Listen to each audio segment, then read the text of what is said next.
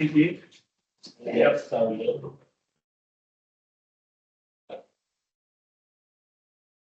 Great. Welcome everybody to the May 28th meeting. Glad that everyone's here. This is wonderful, nice evening. I will call over the meeting at 6:01. And first business is moving the minutes for April 23rd. So please don't give any comments or revisions you have on April 23rd meeting minutes. Any corrections? No? Yeah. Well, we will approve this by unanimous consent if there's no objections. Great. Our next item is public comments, but first I will invite Councilmember Jing to. I'll come to the front. You don't have to. Okay. Hey everyone, my name is Kelly Jang. I'm the newest Issaquah City Council member. I'm here today on behalf of the whole Issaquah City Council member just to express our appreciation and gratitude for you all for volunteering your time to serve on the Transportation Advisory Board for Issaquah. You know, we know that this is volunteer time. There's lots of better things you could be doing today, specifically today when it's sunny and beautiful. But we appreciate that you're here to help shape the future of transportation here in Issaquah.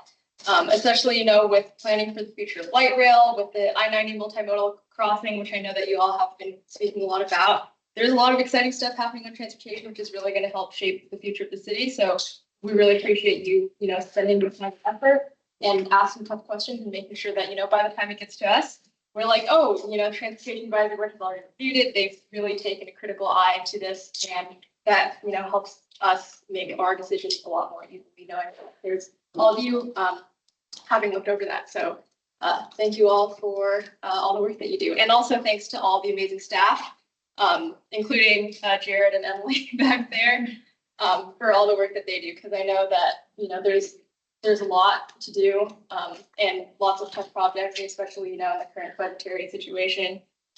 It's really challenging, but, we can still get some good work done here in Issaquah and so that, we can work towards a city that's even better. So thank you all. Yeah. Thank you. Yeah. So much. Cool.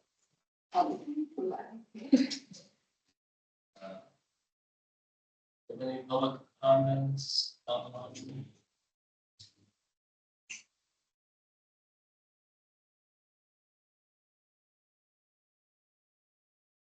We do not have any folks with indicated interest in public comment in the room. And well, I didn't see anybody on. Then our first item of regular business will be discussion around the multimodal policy. Proposed updates. Give me just a second, I'll get my screen shared up here. Thanks.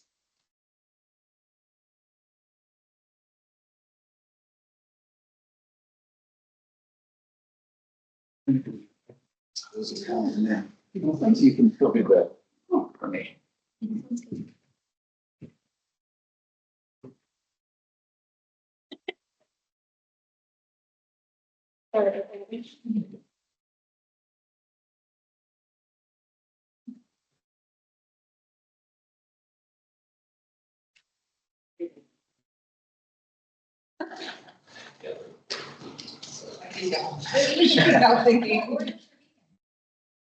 Yeah, they are. There's not. That's totally true.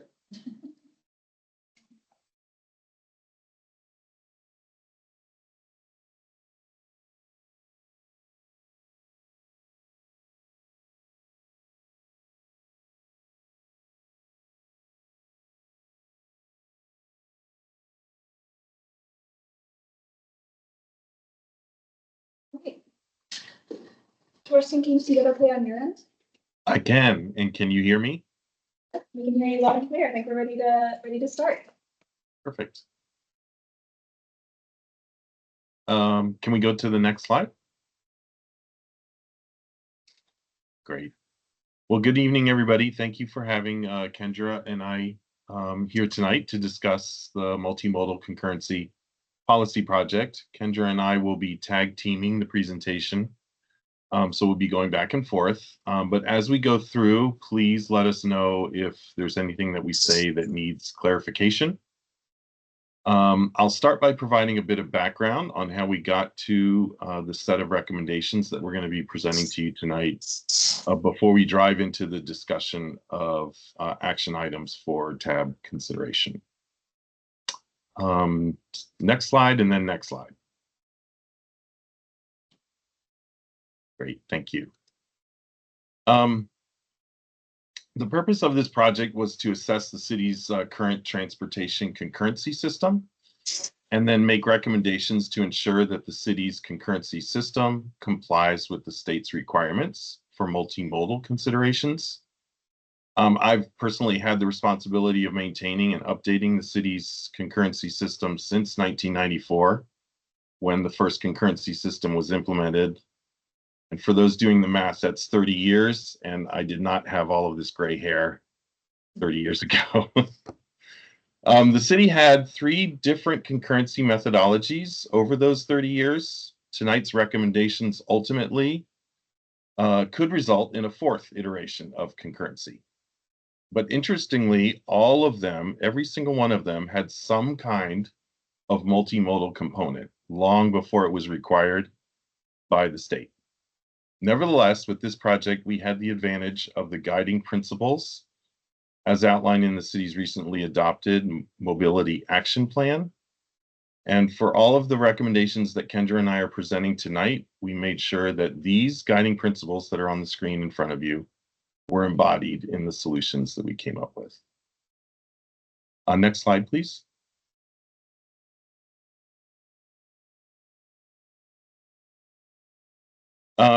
Additionally, we had to make sure that our recommendations satisfied state requirements for transportation concurrency.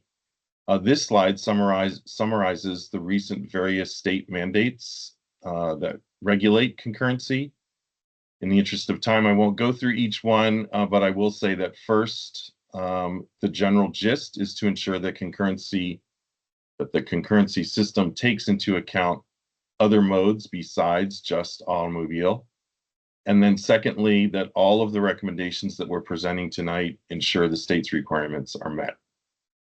Next slide, please.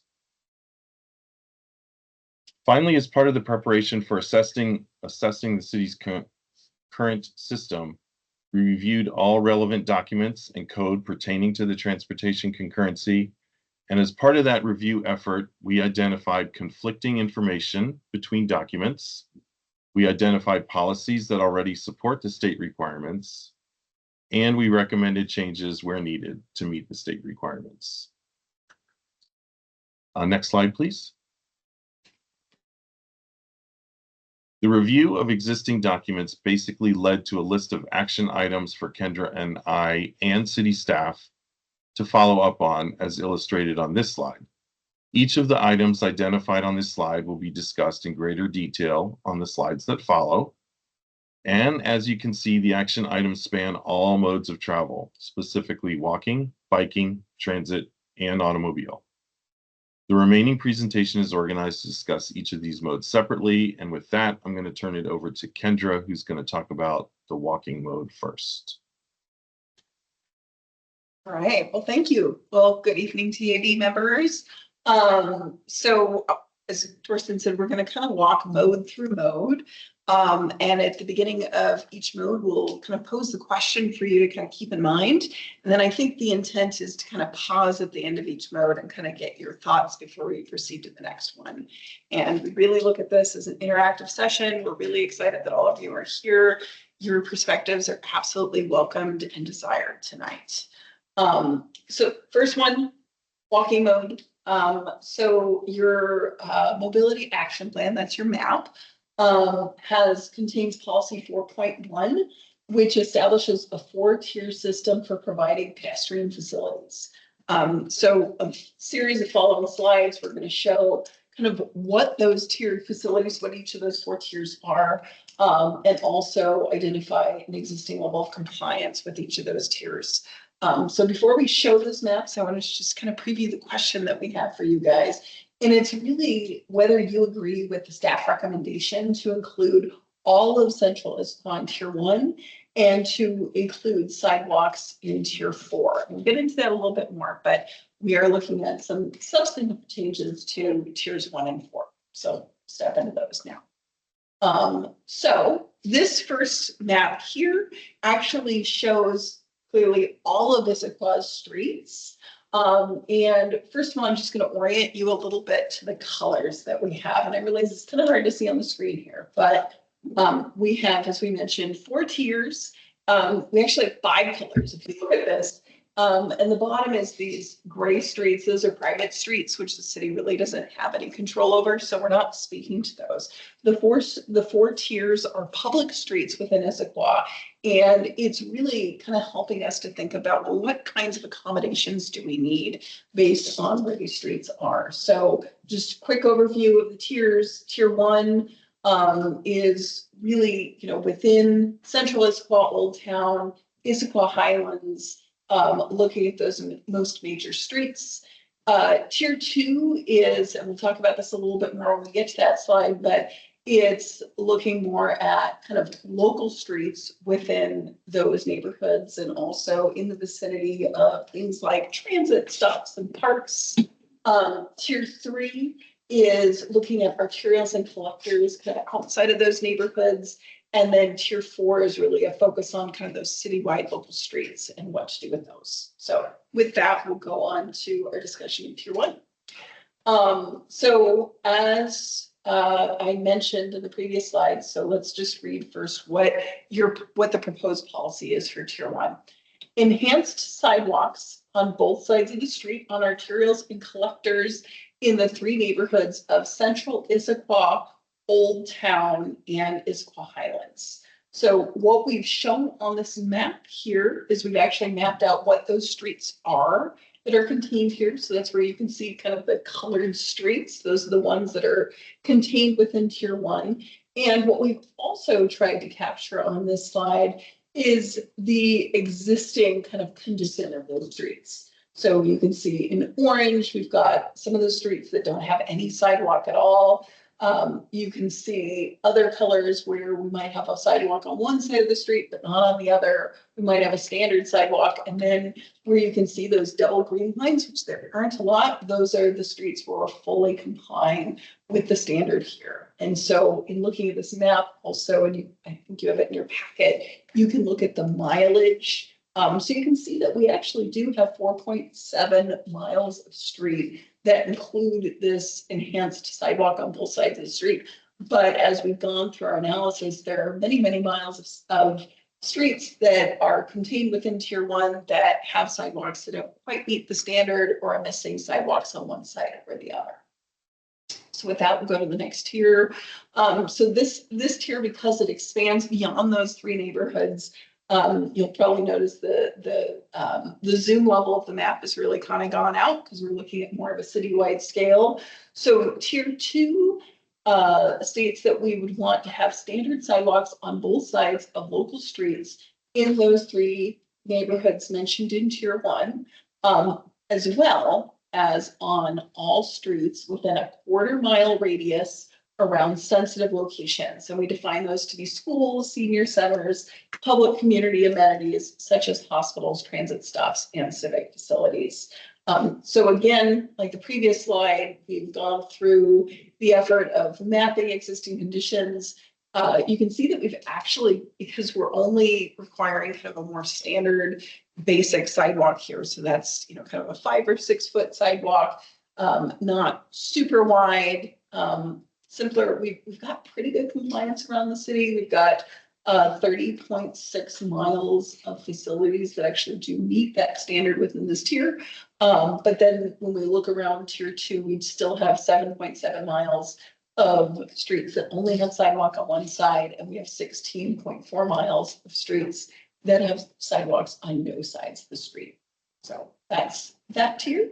We'll move on to Tier 3. So Tier 3 is a little bit more limited in scale. You can see there's not near as many mileage of streets that fall into this category. And this states that standard sidewalks on one side of arterials or collectors outside of tier 1 neighborhoods of Central Issaquah, Old Town, and Issaquah Highlands. So again, we're looking at your arterials and collectors that are not within those neighborhoods, but looking to provide sidewalks on at least one side of the street. So you can see on the map here that we've got 4.9 miles of streets that include sidewalk on at least one side. And then we have 3 miles of these streets that have no sidewalks. And then lastly, go to tier 4, which again, this is kind of more that local street standard. And the proposed standard is that we would either have lower speed limits, 20 miles an hour or less, or provide a sidewalk on one side of all local streets outside of those neighborhoods. So that recognition is that you probably can't maybe afford to provide a sidewalk everywhere, but can't have a sidewalk, looking at lower speeds. And this is something that actually stems back to your 2020 mobility master plan. So again, as we look at kind of facility conditions, you'll see that we've really only got 14 miles of streets that are meeting that standard. We've got 12.6 miles of streets that are not meeting that standard either through speed limit or sidewalk provision. And the whole reason, just to kind of provide some context for why we did this, this is what we were doing here is we were mapping out and evaluating kind of how Issaquah streets perform relative to the standard, but this would ultimately feed into a city capital list of sidewalks to construct and ultimately a level of prioritization. So with that, I think that's the end of this slide. I think we'll get back to that question. All right, I think we're going to do questions a little bit differently than maybe we've done them in the past. So I think first, if you have any clarifying questions, we'll address those first in each section. But then we'd like folks to, sorry, I'll explain and then clarifying questions. Does that sound good? Okay. Then we'd like folks to basically indicate on the piece of paper, however works to you, if you, on initial kind of impression of the staff recommendation, if you would agree, disagree, you're unsure, or something else. And we can kind of get a sense of the group. The reason we're doing this is we have 5 policy questions for you all, and we only have an hour with all of you, and this material can be complex. So we want to make sure that all of you understand it, and we can move quickly through areas where there is agreement, but spend time where we need to, where there is some discussion to be had. So with that, let's talk clarifying questions first, and then I'll preview the staff recommendation again. We'll talk about that. So the sidewalks in tier 4, is it include the sidewalks with the stipulation that it's either sidewalk or 20 miles per hour? Or is it, that's the 20 miles per hour is a thing no matter what the sidewalks say? It's an or. But the addition is bringing in both parts of Correct. it. Correct. Any other clarifying questions? Okay, what staff is recommending here is to expand from just the Central Issaquah Regional Growth Center, which there is a map included in the packet of that, in tier 1, and to include sidewalks in tier 4 as noted. So I'll give you all a minute to kind of consider this, and then I'll maybe ask for those in agreement to raise their little name badges so we can kind of see where the group's at.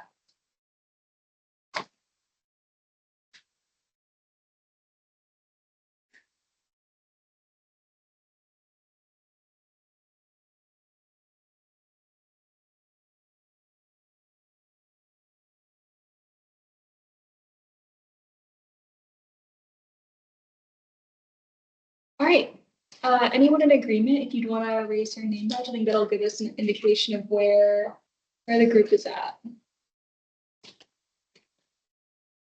Okay. So most folks in agreement. For those not in agreement or unsure, can I hear from you briefly? On why? Sure, I'll jump in. Yeah. So a couple of things on the Central Issaquah tier 1. I think I'm generally in agreement with that. One of the questions that I would have on that would be if we look at the future where some of those private roads might become part of the grid, what happens there? if we impose something like a super block concept on the area, what happens? I think it's compatible, but I'm just not entirely sure on that. However, with the sidewalks in tier 4, I have a lot more questions. So this seems to be dominated by a couple of neighborhoods. One, Squawk Mountain, kind of as you get off of the arterials and collectors up in Squawk Mountain. And so who chooses between 20 miles an hour and sidewalk? What do we expect the benefit to be of building the sidewalk? What do the residents want? Just personally, if I had a place up there, I would prefer probably not to build a sidewalk because I have more flexibility of the land use. And I don't think I'd gain that much out of walkability from having a sidewalk there. But I don't know the exact conditions, so I would kind of defer that to the people that live in the neighborhood. I can provide a little bit of context. So the reason the original mobility master plan before us, the mobility action plan, only had the 20 mile an hour for tier 4. And so what we thought about, the reason why we recommended also if we had sidewalk is if we have a tier 4 location and it already has sidewalk, do we really need to go to the extra step of evaluating the speed limit? And we still could, but to evaluate lowering the speed limit when there's already a pedestrian facility. And as we prioritize, I wouldn't anticipate that building tier 4 sidewalk would be a priority at this time, while we still have the first 3 tiers to get through. So to clarify that, the change would be, it currently says we're going to drop it all to 20 miles an hour. Right. And now we're going to say we might not drop it to 20 miles an hour if we build a sidewalk. Or if there is a sidewalk, because there's If there is a sidewalk. Yeah, or it could be, or we build sidewalk. I will say for Squawk, it would be very difficult to build a sidewalk on most of the airport locations. I don't think that nuance came out in the discussion earlier. So that probably indicates that somebody taking this further and, for example, creating a list of sidewalks to build might also not understand that nuance. So we might try to clarify that. Yeah, we can. So if your response was then contradictory to what I thought I understood, the addition, being the addition of both sides of the order. But you're saying that right now, tier 4 is required to go to 20 miles an hour. I would say that is the policy. Yeah. So you're literally just adding an option instead of lowering it. You could have a second. Correct. Okay. So the different, I say I largely agree with that. But I would echo what Adam said about if you're like in Squawk Mountain, it's Squawk Mountain should be the ones that are providing input. What's the right solution for them? Because it's not like that's like a, thoroughfare or whatever. You're not going through there to go somewhere else. So yeah, I would say in that case, I probably lean towards agree. Like Central Issaquah tier 1 largely makes sense, but it's like as defined today, or is this that, in perpetuity, whatever is defining Central Issaquah? Well, I guess going to the question of the future street grid in Central Issaquah, the future street grid includes sidewalk on both sides. So there's a private street right now or a street that does not exist and it gets built as part of development. It would have sidewalks on both sides.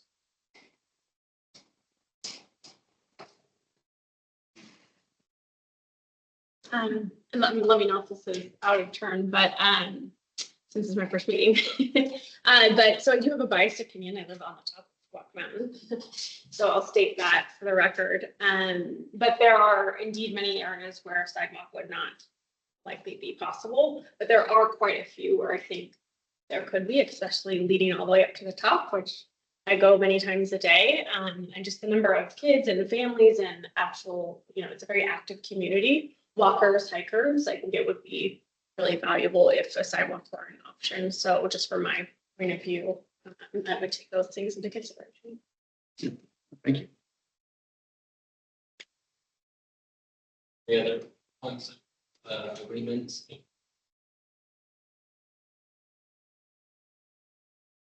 Recommendation, any comments? Is the 20-minute swap, I thought that did occur in my head about the lowering to 20 versus two sidewalks on both sides was the topography swap, so I'm glad that's lowering a speed limit on climbing a hill, I guess, or something that's hillier. It's where you might are maybe be going a little slower anyways. Yes, but I feel like you might not be going slower. And Squawk has some of the steep winding roads, like we go to the Bullet Fireplace Trail and a lot. And like people will come around there really fast and there's no visibility. So yeah, assuming you're a safe driver, I feel like that's true. Yeah.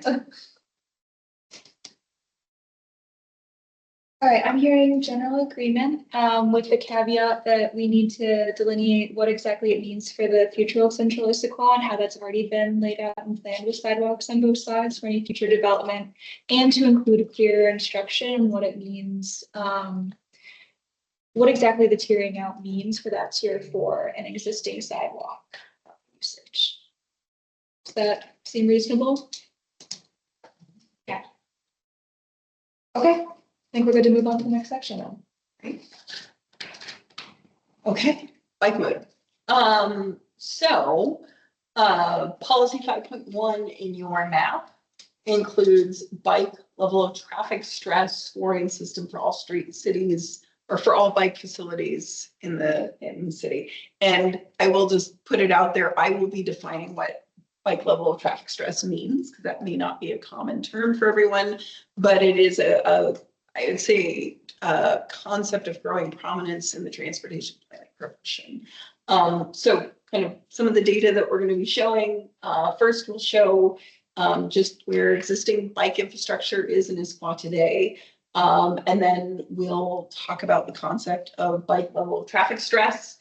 And then we'll talk about some policy updates that essentially enhance this concept to consider topography and slope, as we know that's a big issue here in Issaquah. So next slide.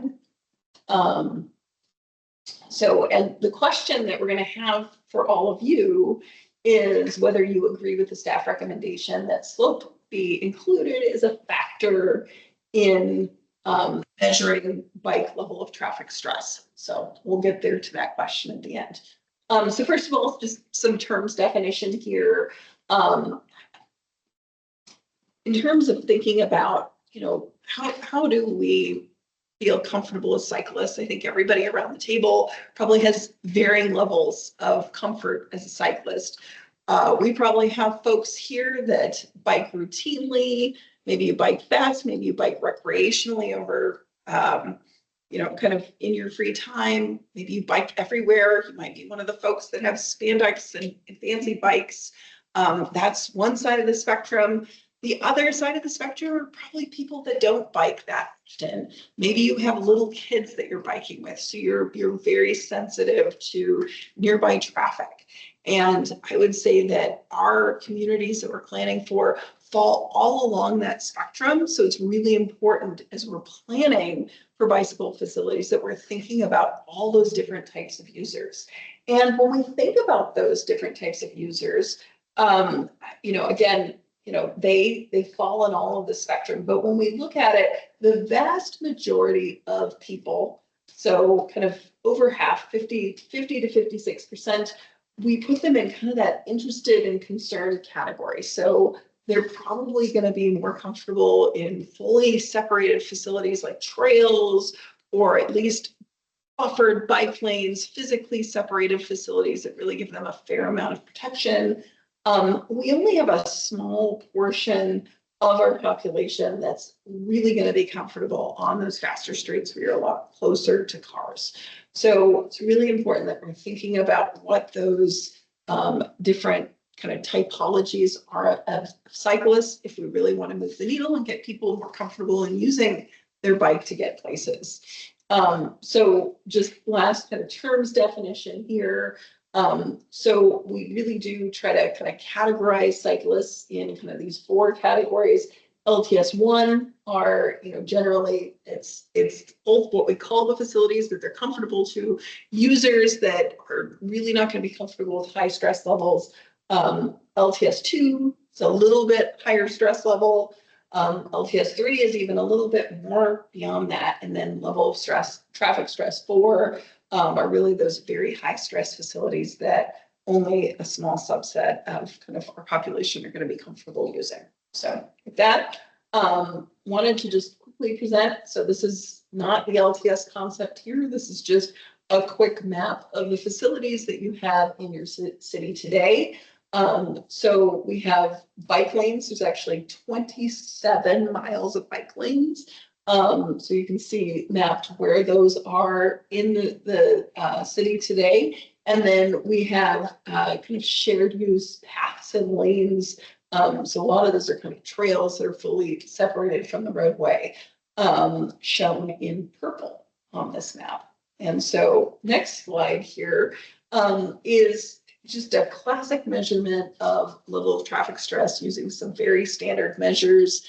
I think grounded in not only guidance kind of from the Mineta Institute, they've been around for a long time, but they've also been adopted by WashDOT. So we've taken a look at your transportation system. And so you can see LTS 1 facilities, we've got about 23 miles. That's your trails, that's your shared use paths that are providing kind of that really kind of low level of traffic stress, very inclusive facilities.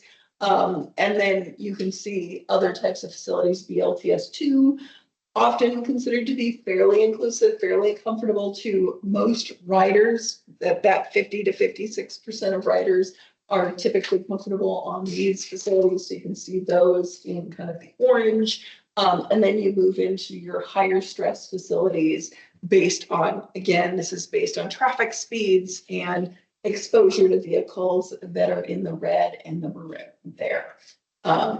So that's, a snapshot of your bike network today. But then what we've inserted into here is a recognition of what does topography do to stress levels. So on one hand, things that can make biking more difficult, of course, is exposure to vehicles, the prevailing speeds, traffic volume levels, the level of separation. But the other piece that we've pulled in here now, using a regional PSRC tool, is considering the impact of slopes. And so when it's, yes. Just for the newer members, could you explain what PSRC? Thank you. Yes. That's the Puget Sound Regional Council. So they are the regional government agency that provides guidance throughout our 5-county region. So I don't know if you had any more definition you want to provide. Okay, great. Thank you for the question. So we brought that in, and I think the big finding here is that while the city, I think, has done a pretty good job building out its trails network, the really difficult thing to navigate is topography. And so pulling that into our analysis, I think, gives us a more realistic depiction of how comfortable folks are likely to be biking in Issaquah. On the other hand, topography is a really difficult thing to navigate. So that's kind of the mapping, and I'll pass it over to Jillian. I think just like last time, any clarifying questions on this one?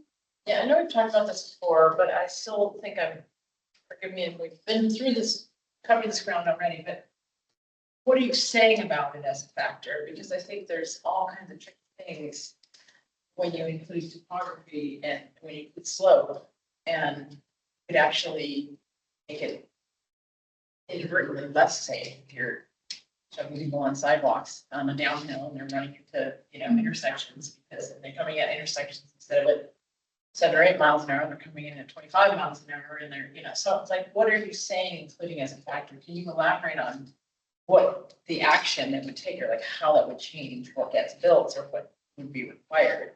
Then, yeah, and I do bike a lot. You go uphill, and when you go uphill, you have a different, the delta between the cars, and and when you go downhill, you're often with the cars. So I'm just curious what that, if you could elaborate on what exactly you mean, because it seems wise to make it a factor, but I need you to help me get to the next step of like, what would that do with that information if it's a factor.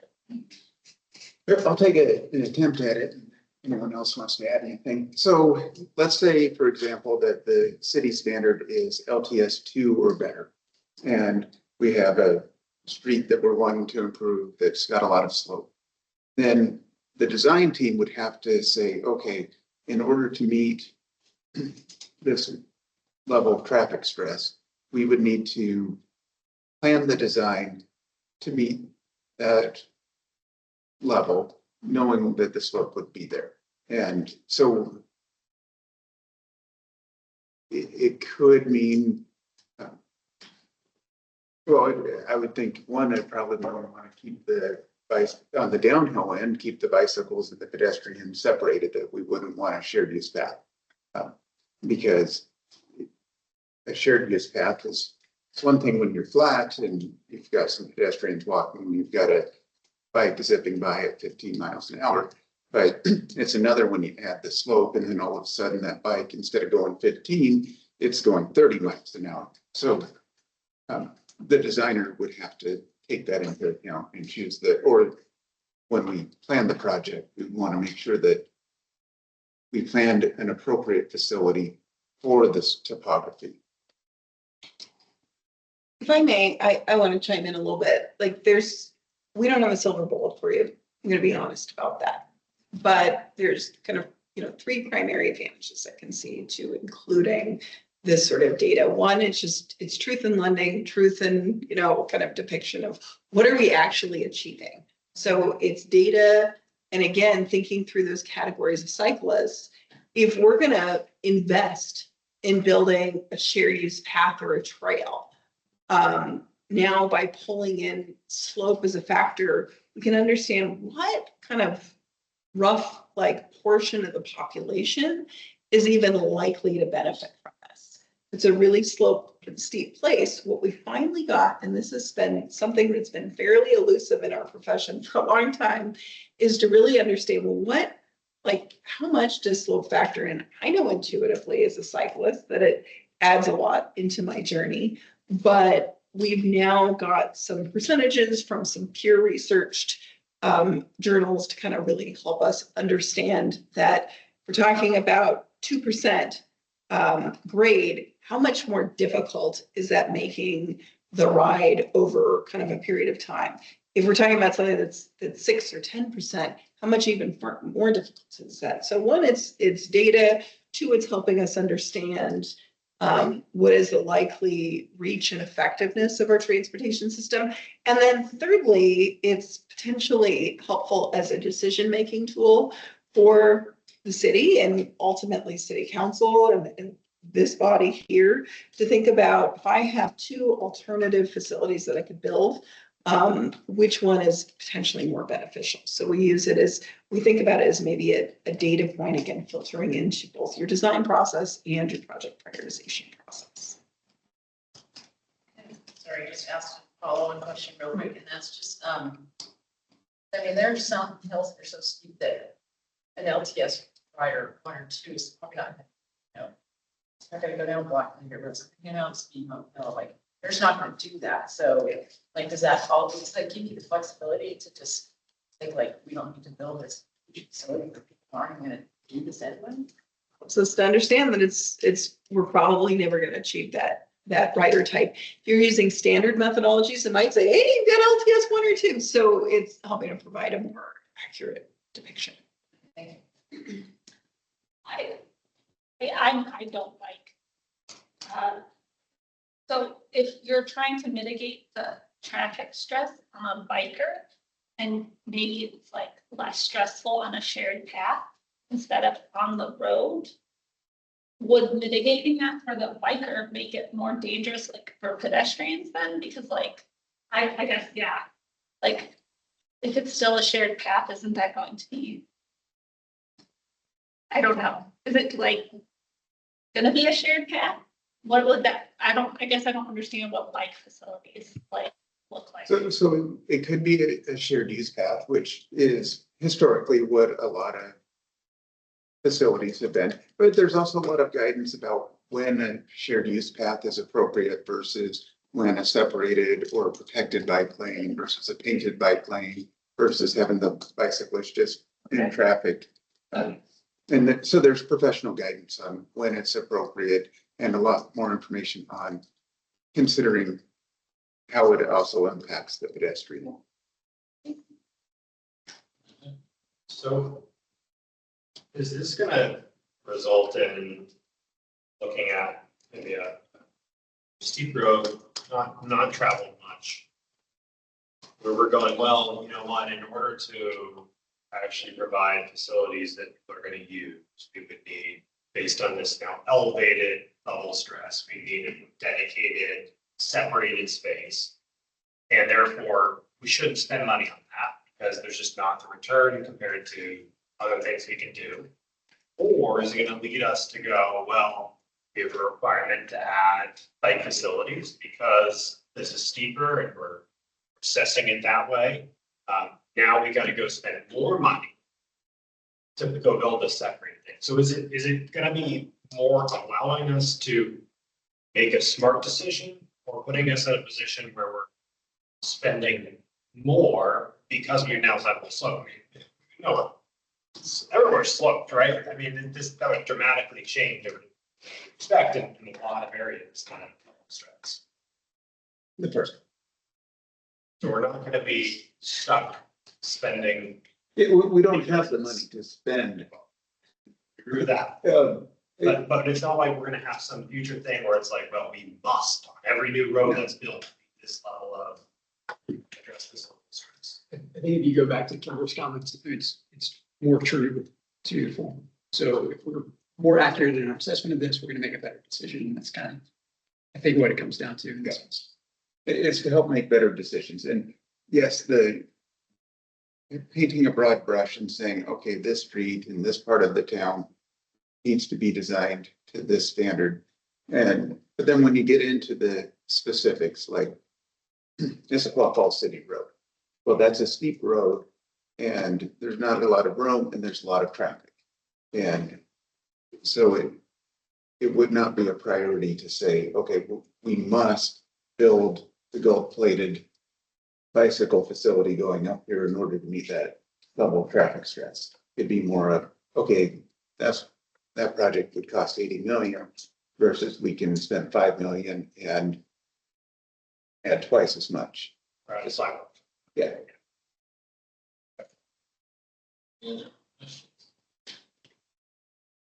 Point of order, we've had a lot of discussion questions here, but I'm still gonna go for a round of discussion questions up here. Yeah, I think maybe we're ready to see where you all are at. So if you're in agreement, same as last time, you can flip your little name tag up. If you're not, legit. Okay. So in general, I'm in agreement that we should use slope. However, when I look at the way that this is done here, in terms of the before and after, the actual way that slope is incorporated into the level of traffic stress does not seem accurate to me. In particular, there's a bunch of paths here that are railroad grade.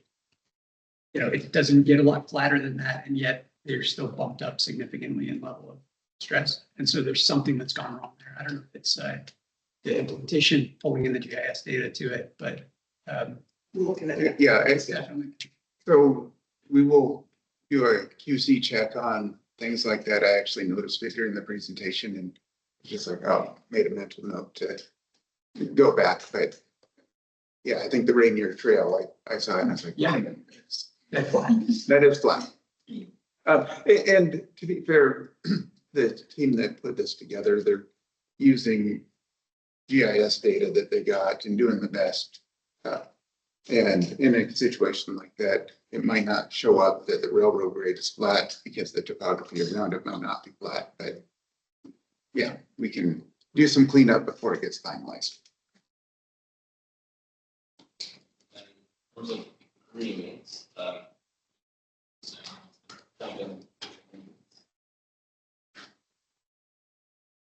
or like in terms of comments. Yeah. comments.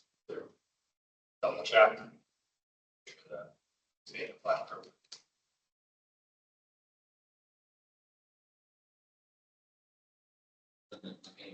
Don't want to share the rationale to read this first. I watched last meeting, in my opinion, I can't remember, I couldn't tell who was talking, but this is like research based, right? Like, this is good research, yeah.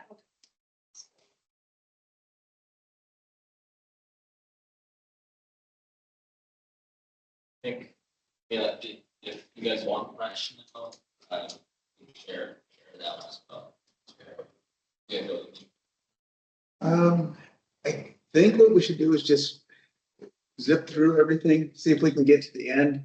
And then if we have time, we can get some rationale, which I think a lot of times the rationale is just as important as the outcome. But if everyone's in general agreement, I think for the sake of time, let's just keep marching forward.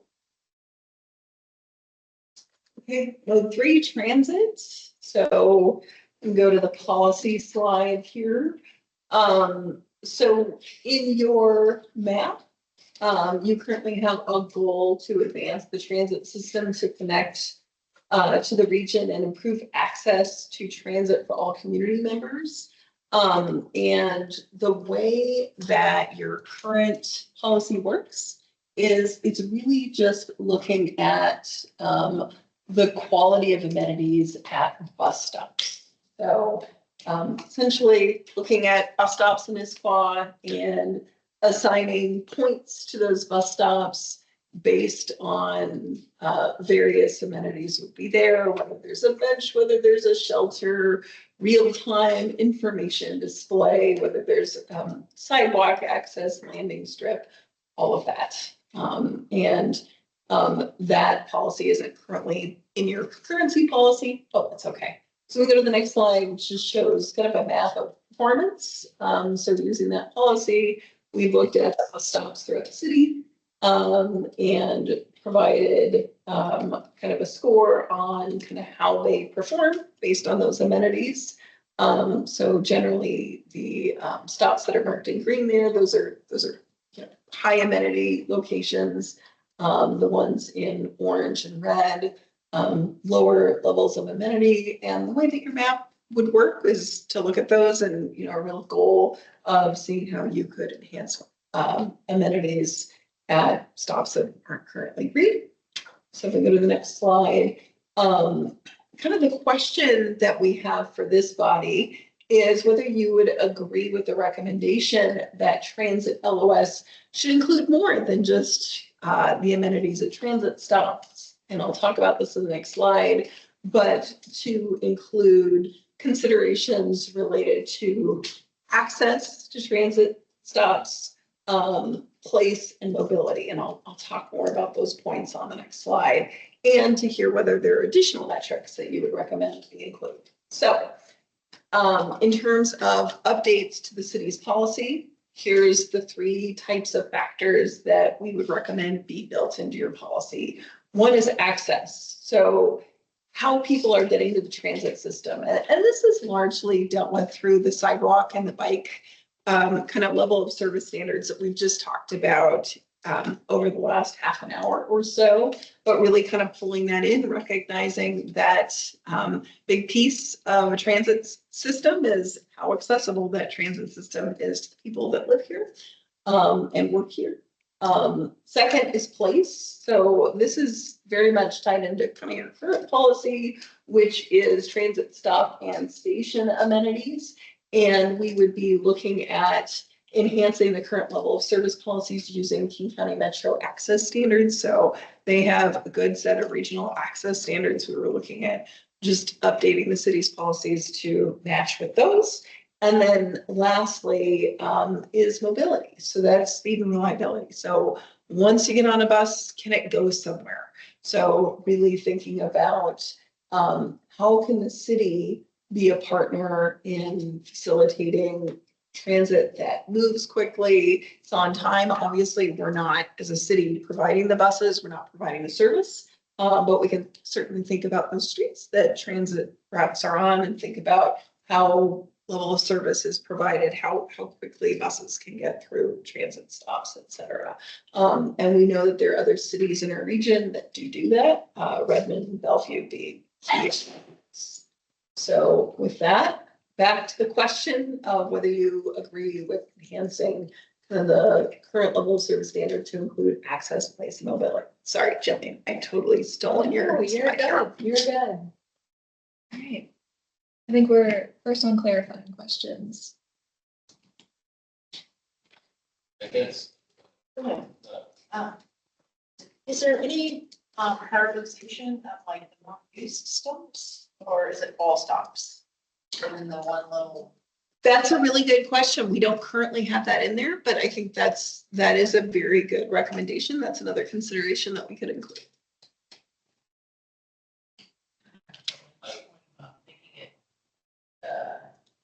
Just not a requirement, so suddenly we're spending a bunch of money on a stop that, has one rider leave or something. I don't know. I feel like they go into my, I have a similar one, but maybe not usage based, but like residential and office density, around the stop. And so kind of like what would it mean if we include that as a measure?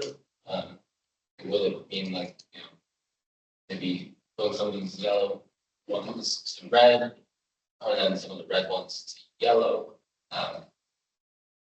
That's it. So will that affect the long term? It's certainly another, and I think it's a good proxy. So I like both of your ideas. On one hand, you're saying how many people, are accessing that stop using it. Potential. Yes, exactly. So You would use it if it had a better, so yeah. for sure. So I think those are two really good thoughts to kind of pull together. Yeah, just going off what you said.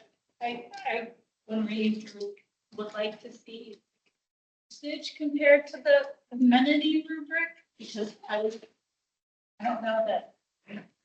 I guess like I've seen really well used stops without a shelter that I see could need one versus like some built out stops that I've never seen people waiting at. Correlation between those tiers and the red, green, yellow with usage. We have usage data. We do have alignment, and I think the question is whether we want to look at actual usage or potential usage. And I think those are two really both very interesting pieces of data. I have a question. I don't know if this board has power over it, but like the first thing that came to my mind was affordability. Because when you talk about accessibility, I mean, at least for me, a lot of limiters on what I choose to do or not to do is obviously money.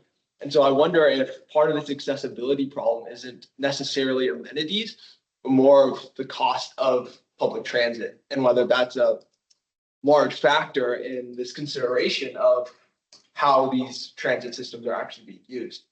And then the second question I had about kind of what the other people were talking about, but was, is there a direct, not just correlation, but a causation of increased amenities to hypothetical usage? Because, I mean, I think it's good to consider putting in more park benches or shelters, but would that actually help any of the systems, especially when we have a map showing these higher points? Is that directly correlate or cause higher usage of those transit systems? I can say for the first part about the cost of transit, the city doesn't have any control over that. That's done by King County Metro and Sound Transit. So unfortunately, we can't influence that one. So we're trying to think of the ones we can. Good question about amenities and usage. Andrea, do you know anything? Or Tom? I think there is some research that we can look at and pull that. So that's data we can look into. Yeah, I don't have any like on the top of my head, but I believe there is some research that was into that. I can add two thoughts to this conversation. So currently youth can ride for free if you're under 18 or under, you can ride for free. So that sort of helps with the cost. There's also reduced fare options for seniors and folks of low income. So there's a couple more options for that. I can help point people to that direction if anybody's interested. In terms of like shelters and benches. There's been some studies out there that show anecdotal, relationships. But ultimately, like, the bus has to be reliable. It has to be, it has to get you where you're going. There's all these other factors involved. So it's kind of hard to like parse out like what is the true cause of like how people find riding the bus like a good solution for them. There's lots of ways to think about it, but like if you're waiting for the bus, especially out here, we do get a lot of rain, so it would be nice to like not have to, wait out in the rain. That for a lot of people would just be a no-go. Also, if you need a place to sit and there's no place to sit, that's another no-go. So it does open the door for many folks that are mobility challenged or just don't want to wait out. This is early there, and I don't know if this is part of the discussion, or it seems like we're kind of moving to beyond just clarifying questions, but one of the things on there, and I know we discussed before as a board, is like trash facilities. And I've known like there's one that's coming to mind, maybe there's others in town, but there's just zip ties across the trash can that's next to the 556 stop, like kind of near the hospital going down the hill.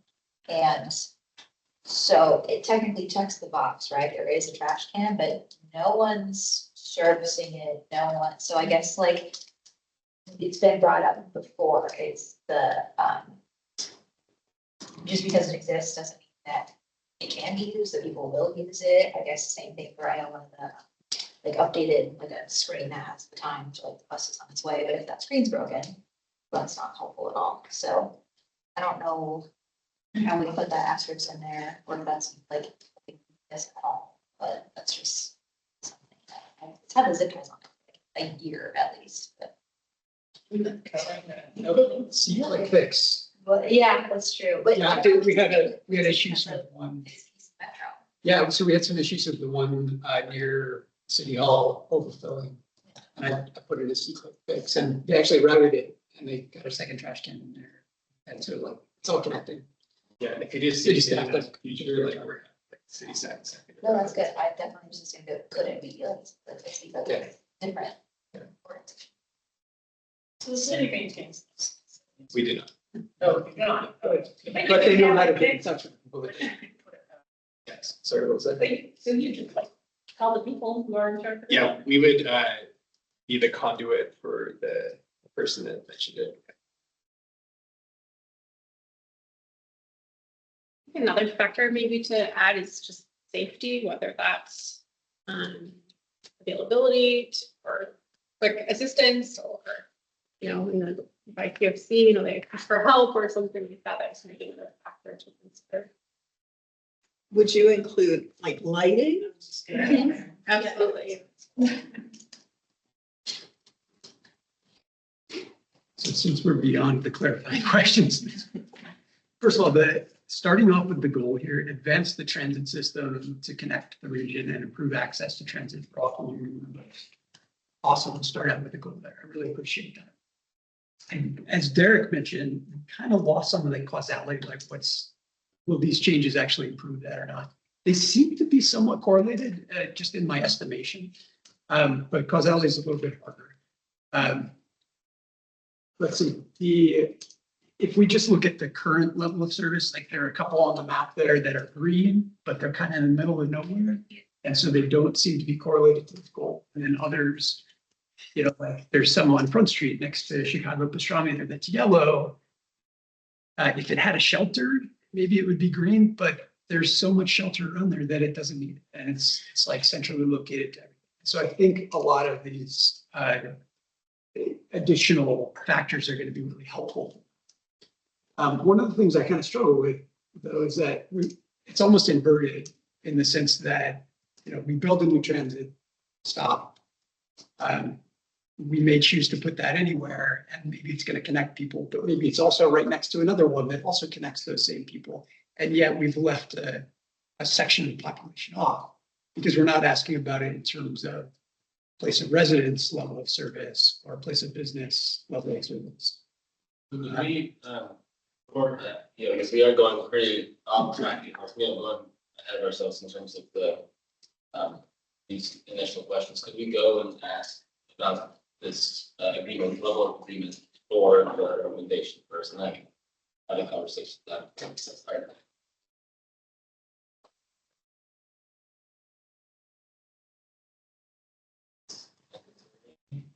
Oh, sorry. Great, I guess we're all in agreement, so I guess the main factor of the conversation is just what other, metrics do you think we need to be measuring? So I think we come up, there's like this one discussion point, of, like we want to get like potential for potential for people who are going to stop versus existing existing usage. And then there's some other factors like lighting, and other things, but. It really seems like this is maybe a broader discussion.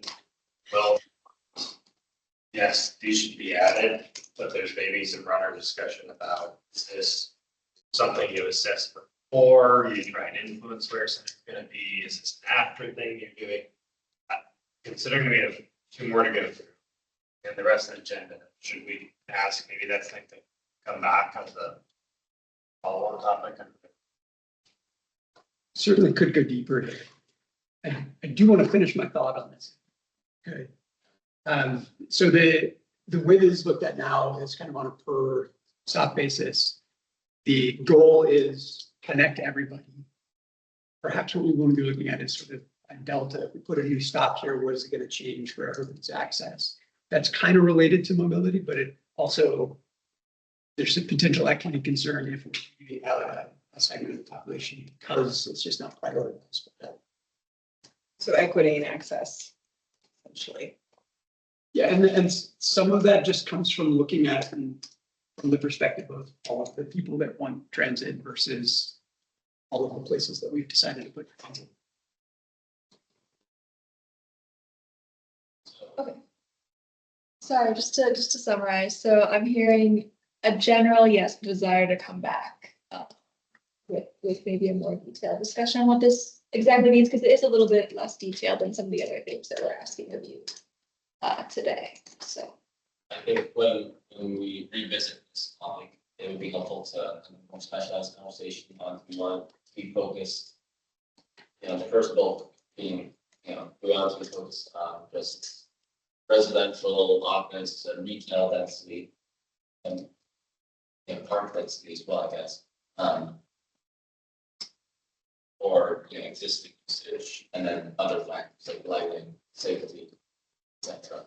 I guess that's kind of like maybe some literature and research on that as well, just to see like what kinds of factors incentivize or increase comfort for people.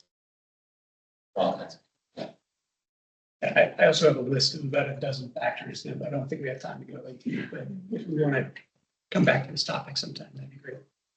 Okay.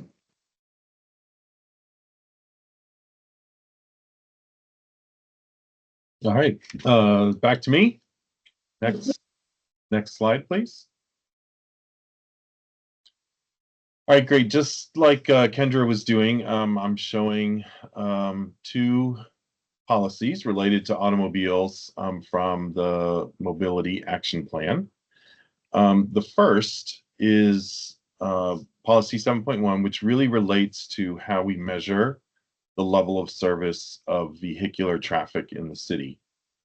I'm going to assume everybody understands level of service, but I'll just do a really quick. It's a measure like a kid's report card from A to F, A being good, F being bad. And what those grade levels measure is delay at intersections in the city. And there's, a gradation of delay from 0 seconds up to 80 seconds. At 80 seconds, we basically, of delay, we have a level service F condition. The city's policy is level service D, but there are up to 6 intersections that are permitted to operate outside of level service D for various reasons.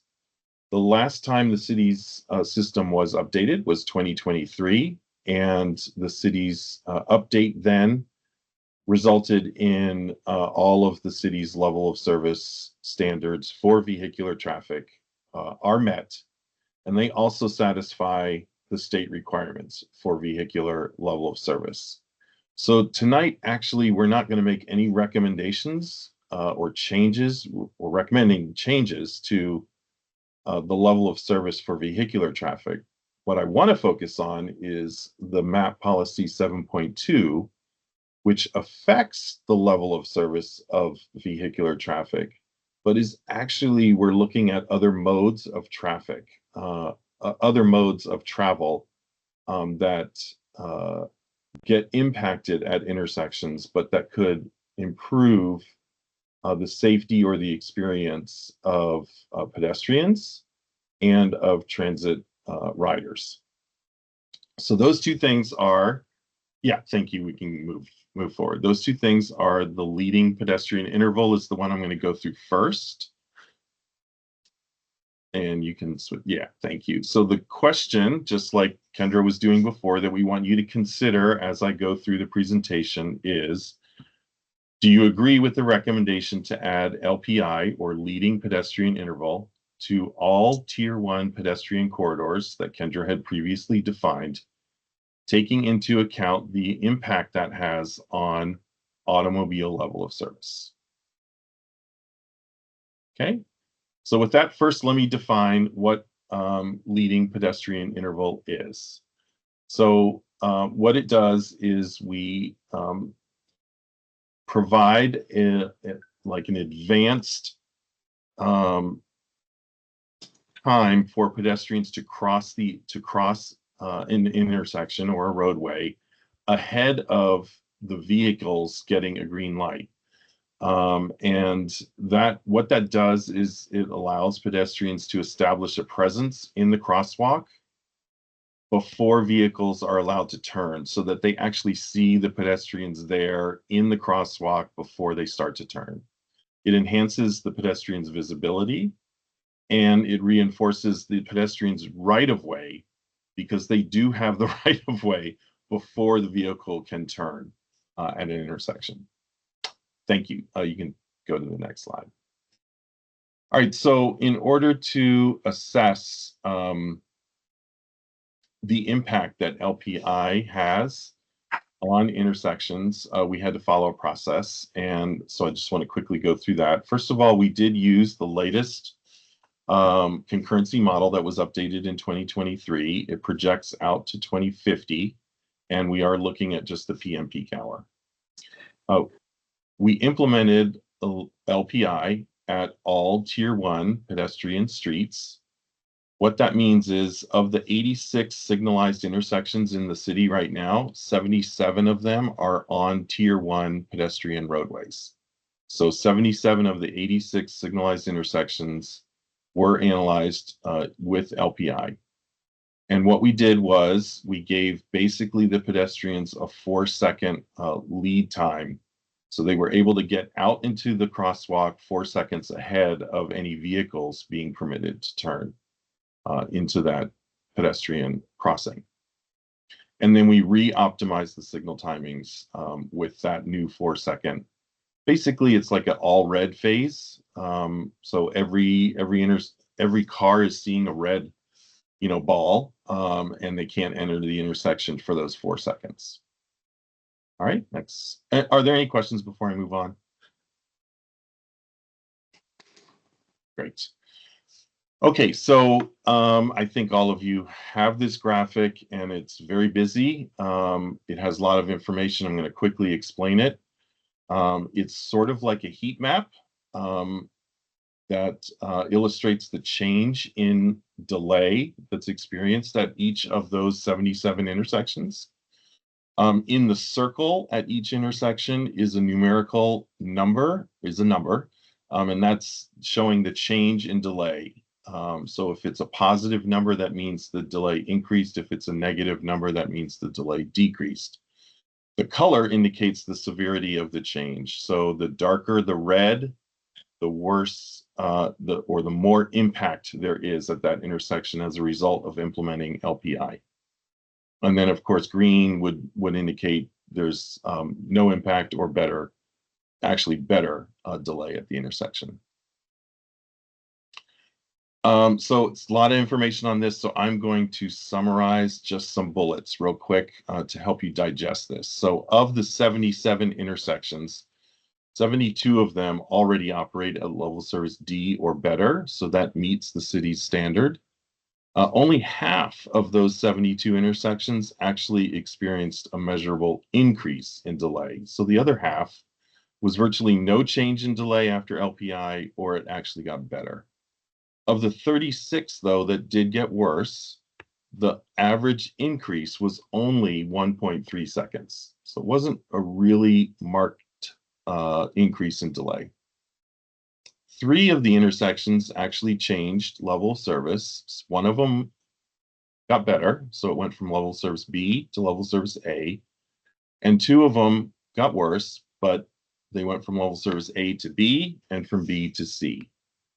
Of the 2 that degraded, the increase was 6.8 seconds and 5.6 seconds, and the highest increase was 7.1 seconds.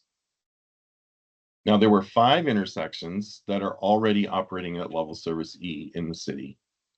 None of those level service E intersections got worse level service. In other words, they didn't go to a level service F. And of those, there was no more than a 1.1 second increase in average delay. So it was actually quite minimal in terms of degradation in delay. So with that, we're going to go to the next slide, which is the question for consideration. Do you agree with the recommendation to add LPI to Tier 1 pedestrian corridors, taking into account the impact that it has on automobile level of service? Any clarifying questions first? Just to make sure I'm understanding this well, the 1.3 second, or like when you're saying the like second delay, that's like before, it's like not car, it's just before it's occurring, good. Pedestrians crossed and it's average delay. It's just the average delay for the person traveling in the car.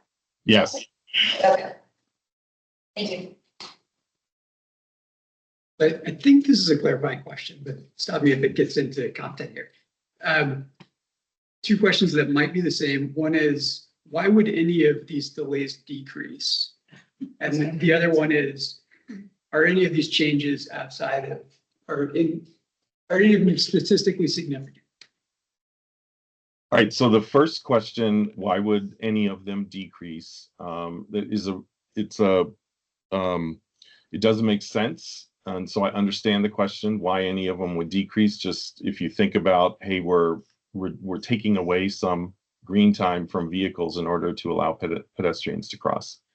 So in actuality, when we do that, we are allowing other movements to turn right on red that wouldn't normally be doing that, or they would have 4 additional seconds to do that movement during a red light that wouldn't happen previous. And so many of the intersections where you're seeing an improvement, it's actually locations where there's probably a high right turn volume that is able to turn on the red.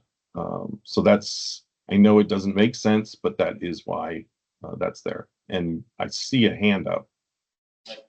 So if that's the case, that would imply that those intersections often have the leading pedestrian indicator turn on when there's no pedestrian there. Correct. So you're in to turn right.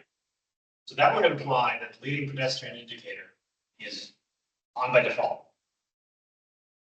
It's not triggered by someone actually pressing crosswalk button. It can be triggered. So there's a number of ways that it can be implemented. I don't know that we want to go into the details of that tonight, but yes, it could be that it's just automatically part of the process and it will always turn on. More likely, what will happen is the city will code the intersections so that the LPI will only turn on when the pedestrian button is actuated. So, but we're not gonna go into implementation tonight, so. So we got that. But, yeah. I'm sorry, I don't know if that question was to me, but I did not hear it. Clarifying. So my grandparents live in Seattle. This is pretty often. There's an intersection there that like every time the leading pedestrian indicator goes off and there's no one there. Every time I go through, 100% of the time, there's no one there. You're just waiting, just for fun, I guess, right? So the clarifying question is this any commitment on how that's going to be implemented, or just that we would have some level of it, but we could take into account the fact that there's no point in having it run when there really are not pedestrians? Yeah, I think this is a difference in how it was modeled, so we could show you what the impact is versus how we will actually implement it. How we will implement it will be subject to the administration's discretion, but it will likely be that there are some intersections where it's always going to be safest for pedestrians to have LPI there. But most intersections will be that like pedestrian initiated LPI, but we aren't going to commit to certain intersections being one or the other because those conditions might change. One small additional question. What's the cost to add LPI? I think that. It's very little. Yeah. It's very little. Yeah, it's one of the reasons why we're proposing it. It's a way to increase pedestrian safety, and it really costs hardly anything. It's the time it takes the signal tech to make a few modifications. To retime the intersection. That's right. I think this is partially a clarifying question. You don't have to go into the implementation, but the heat map, that's all assuming a 4-second LPI, right? Yes. But it might make sense to extend it, or if there's like a larger street to cross, like, if that makes sense, or would it just like 4 seconds is enough because that's the first lane that's all turn? It's typically 3 to 4 seconds for LPI. That amount of time is not the amount of time that it takes to cross the intersection. Just to make yourself known. It's just to make yourself known. That's exactly right. So even if it is a 7-lane roadway, the intent is to have those 4 seconds get somebody out into the crosswalk so that they're visible before vehicles can start turning. Well, I guess they're probably more for like city staff does the city have the capability to, one intersection, it's a 4-second lead time, another intersection, it's only 2, like, is that, or if we implement it, it has to be the same amount across all the intersections that it's in, which I think is basically what you're asking. Like areas where there's seniors, they might need longer or whatever, like. Well, okay. Let me just clarify. The time that it takes to cross the intersection is totally separate from the LPI timing. So the amount of pedestrian time to cross will always be more than 4 seconds. It will be whatever the calculation is to cross the number of lanes for a slow pedestrian to get across the number of lanes on that street. So that varies from intersection to intersection to intersection. I guess what we're suggesting is the LPI amount, though, the 3 to 4 seconds of advance notification will probably always be 3 to 4 seconds because that is the industry standard for implementing LPI. But the pedestrian will always have more than those 4 seconds to get all the way across. Great, thank you. I think we can throw in the question and other people agree with that. We'll agree with that. Hands up. Okay. Great. Disagree about it? So there's a lot of policy debate, and like the first 2 questions you ask when you do a policy is like, is there really a problem? So, I mean, how many accidents actually happen because right turns, like, because pedestrians don't have enough time to make themselves visible on a right turn or on a left turn, excuse me. Like, how often does this actually happen? And then the second question behind that is, how much does LPI actually help that problem go away? So the first one, it does not happen often, but when it does, it is, has very bad consequences for the pedestrian. And I can say that the city's insurance provider, they have said leading pedestrian interval is one of the best things that the city can do in terms of reducing liability to the city, thinking of it just from a risk perspective. And then I can find the amount of accident reduction. Give me just a minute. 15%. Yeah, perfect. Yeah, so in the exhibit E for the clarifying questions that we asked in April, there's some discussion of this that links to a study that went into some depth in a bunch of different cities. It was in 2018, and it showed basically across the board a 13% reduction in both the vehicle pedestrian accidents as well as vehicle crashes. So benefits were good and pretty standard across the board in a bunch of different scenarios. And again, it's a very low investment on the city's part. I think we need to move on to the next one.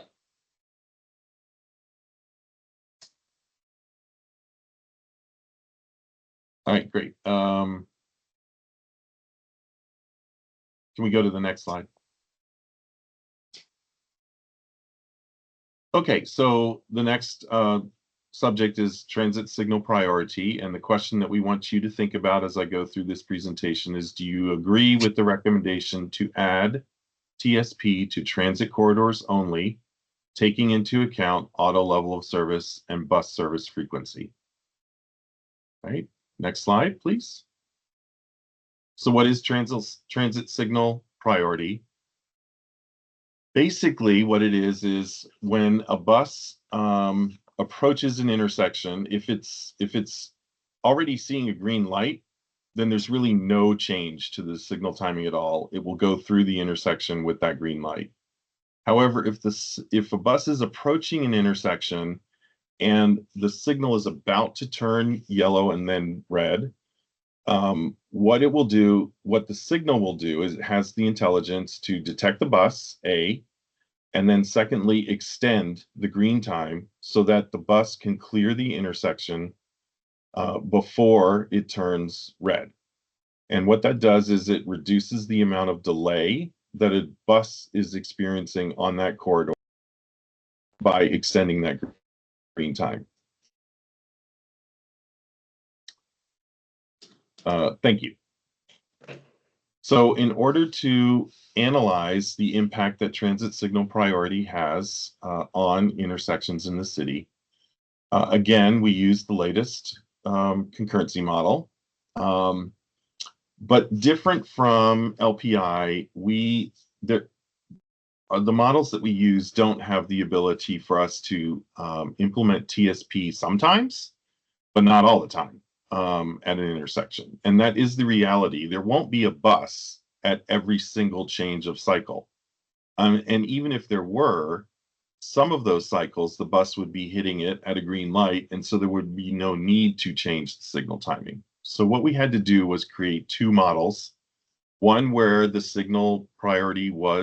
transit signal priority was implemented every single cycle, and one where it was not.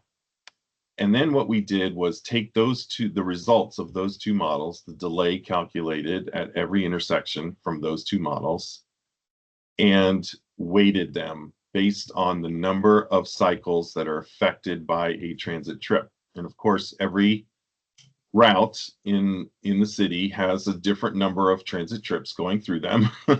So it was a fairly complicated process, but we were able to do it.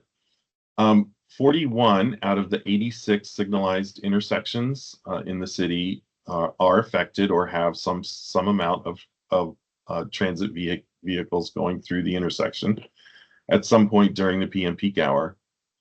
And so the resultant map that we'll be showing in a second have those 41 intersections. And then again at all of those 41 intersections, we assumed 30% of the buses that are going through that intersection would hit the signal on a green phase, and so there would be no change. So it's the other 70% of the buses going through the intersection would actually activate the TSP. We also assumed no physical improvements, so no additional bus lanes and no queue jumps for buses for this TSP analysis. So in other words, it'd be basically a worst case scenario in terms of impact to automobile delay, if that makes sense. All right, so next slide. So again, similar to the map that we did before, this is a heat map showing the increase or decrease in delay at all of the 41 intersections. Again, red is increases in delay associated with implementing TSP, and green would show decreases in delay. And then the yellow basically is virtually no change at all. Okay, so again, lots of information on this graphic, so I'm going to summarize some of the information that's shown on here. Of the 41 intersections affected by TSP, only 11 intersections actually experienced a measurable increase in delay. And again, you're probably saying intuitively, that doesn't make sense. We're changing the signal timing. Why wouldn't all of them get worse? Well, because the other 30 intersections, when the TSP is activated, it is likely on a movement that has the highest volume. So in other words, let's look at SR 900. You know, the main movement on SR 900 would be on SR 900, not on the side streets. And so where there are, when the TSP is activated, there are additional vehicles getting through the intersection, not just the bus, on SR 900 through that green light, at the expense of the side streets experiencing additional delay, where there are fewer vehicles. And so that's why you're going to see actually a lot of intersections improving, even though intuitively that doesn't make sense. Of those 11 intersections where there was actually an increase in delay, the average was 21 seconds. So we're talking a lot higher increase in delay than, for instance, we were looking at with LPI. So TSP does have a more significant impact on automobile level of service than the LPI impact had. There are 17 intersections whose level of service changed from one grade to another, but 12 of those actually resulted in an improved level of service. And then there are 8 intersections that are operating at level service E or F after TSP is implemented. And 3 of those intersections were operating at level service C or D before, and now have degraded to level service E after the TSP implementation. 2 were operating at level service E before and degraded to level service F after. And the increase in delay, the average increase in delay at these 5 intersections was 48 seconds. So again, as I'd mentioned, TSP has a greater impact on level of service than LPI did. However, city staff have the flexibility to implement TSP where it makes the most sense, has the biggest positive impact to transit, while minimizing the overall increase in delay based on engineering judgment. We also could look at some physical improvements that would reduce the increase in delay if that was something that we wanted to consider and add to the city's TIP. All right, so with that, next slide is, I think, getting back to the question, do you agree with the recommendation to add TSP to transit corridors, taking into account the impact on level of service and the number of buses that are going through the intersection? So if there's any guiding questions, they'll like strictly have to be about this chart, and if some chart, because we don't have time to do other questions. Are there any questions about charts or assumptions. I have a question about the assumption of the 30% would hit green.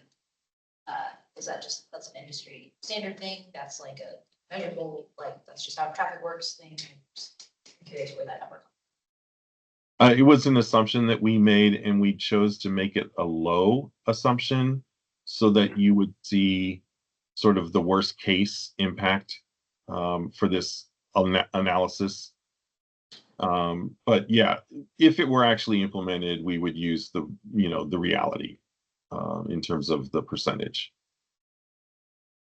If I can, just in most cases, the bus is gonna be going along your busier road that's gonna have more green time. So actually 30% is incredibly conservative. So Yes. Torsten's trying to make you see, like, this is the worst it could possibly be. It's likely gonna be much less detrimental than what he's presenting. Thank you, Kendra. Yep. So for the question, so placards up if you agree.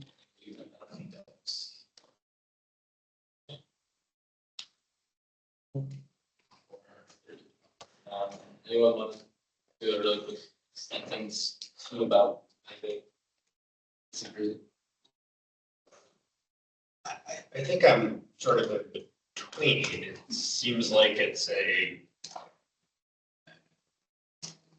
if you're really applying this well, there are some intersections that make sense for, but it's very much not a overall recommendation. And I think my disagree is with the overall, you just do it, period. You add it to the transit corridor. It's like, you know, I would have it if you never go to an F, right? You never move something that's not an F to an F because of this. So it's, would I say blanket?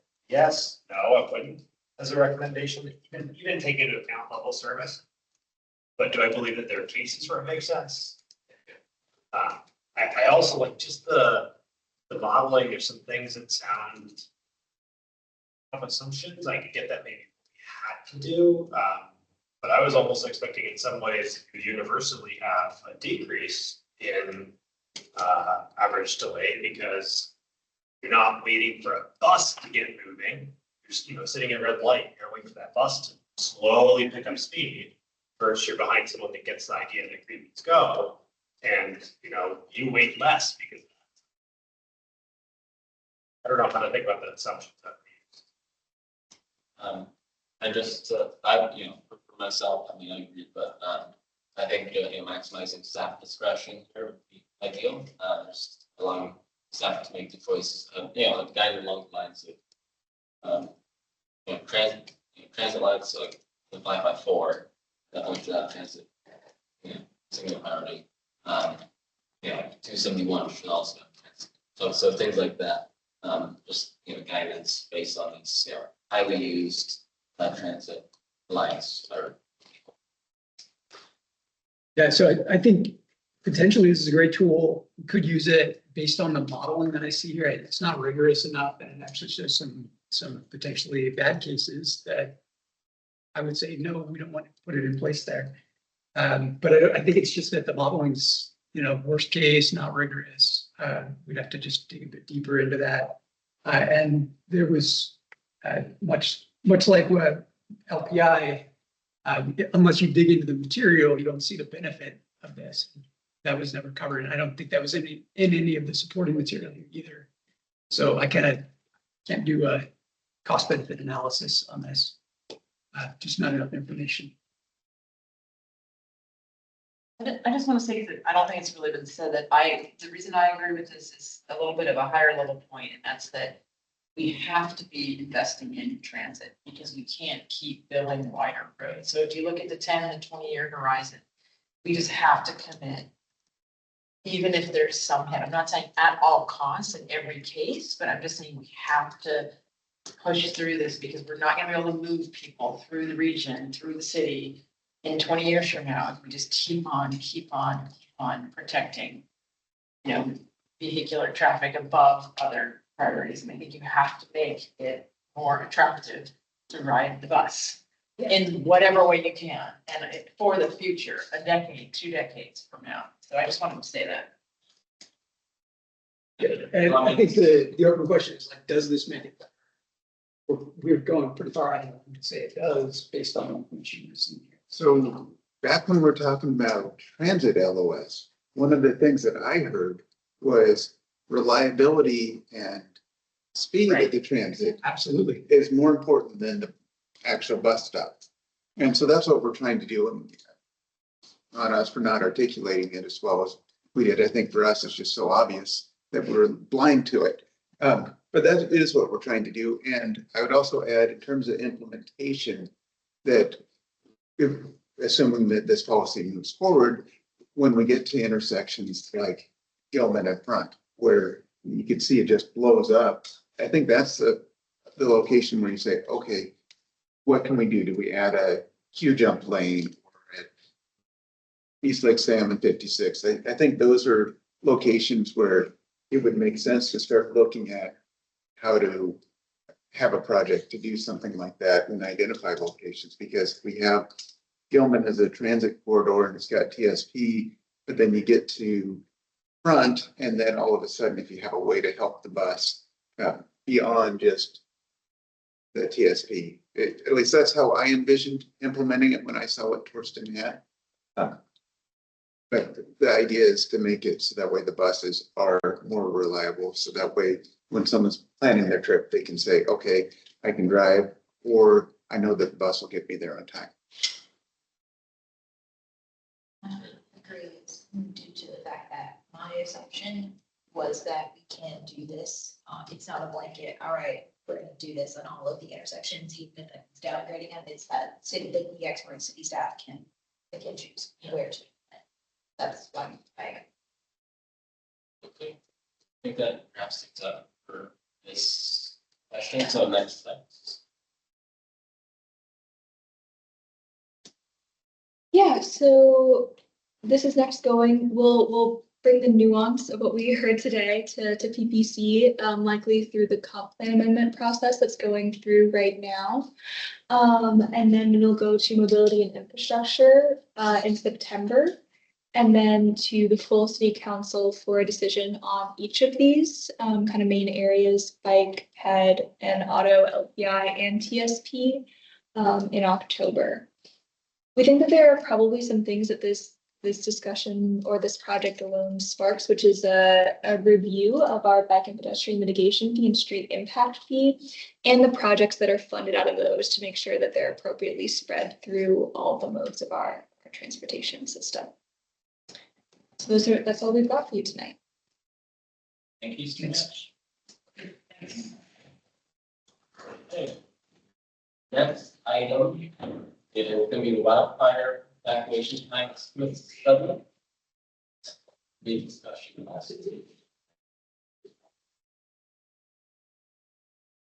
And then I guess in terms of timing, that was okay to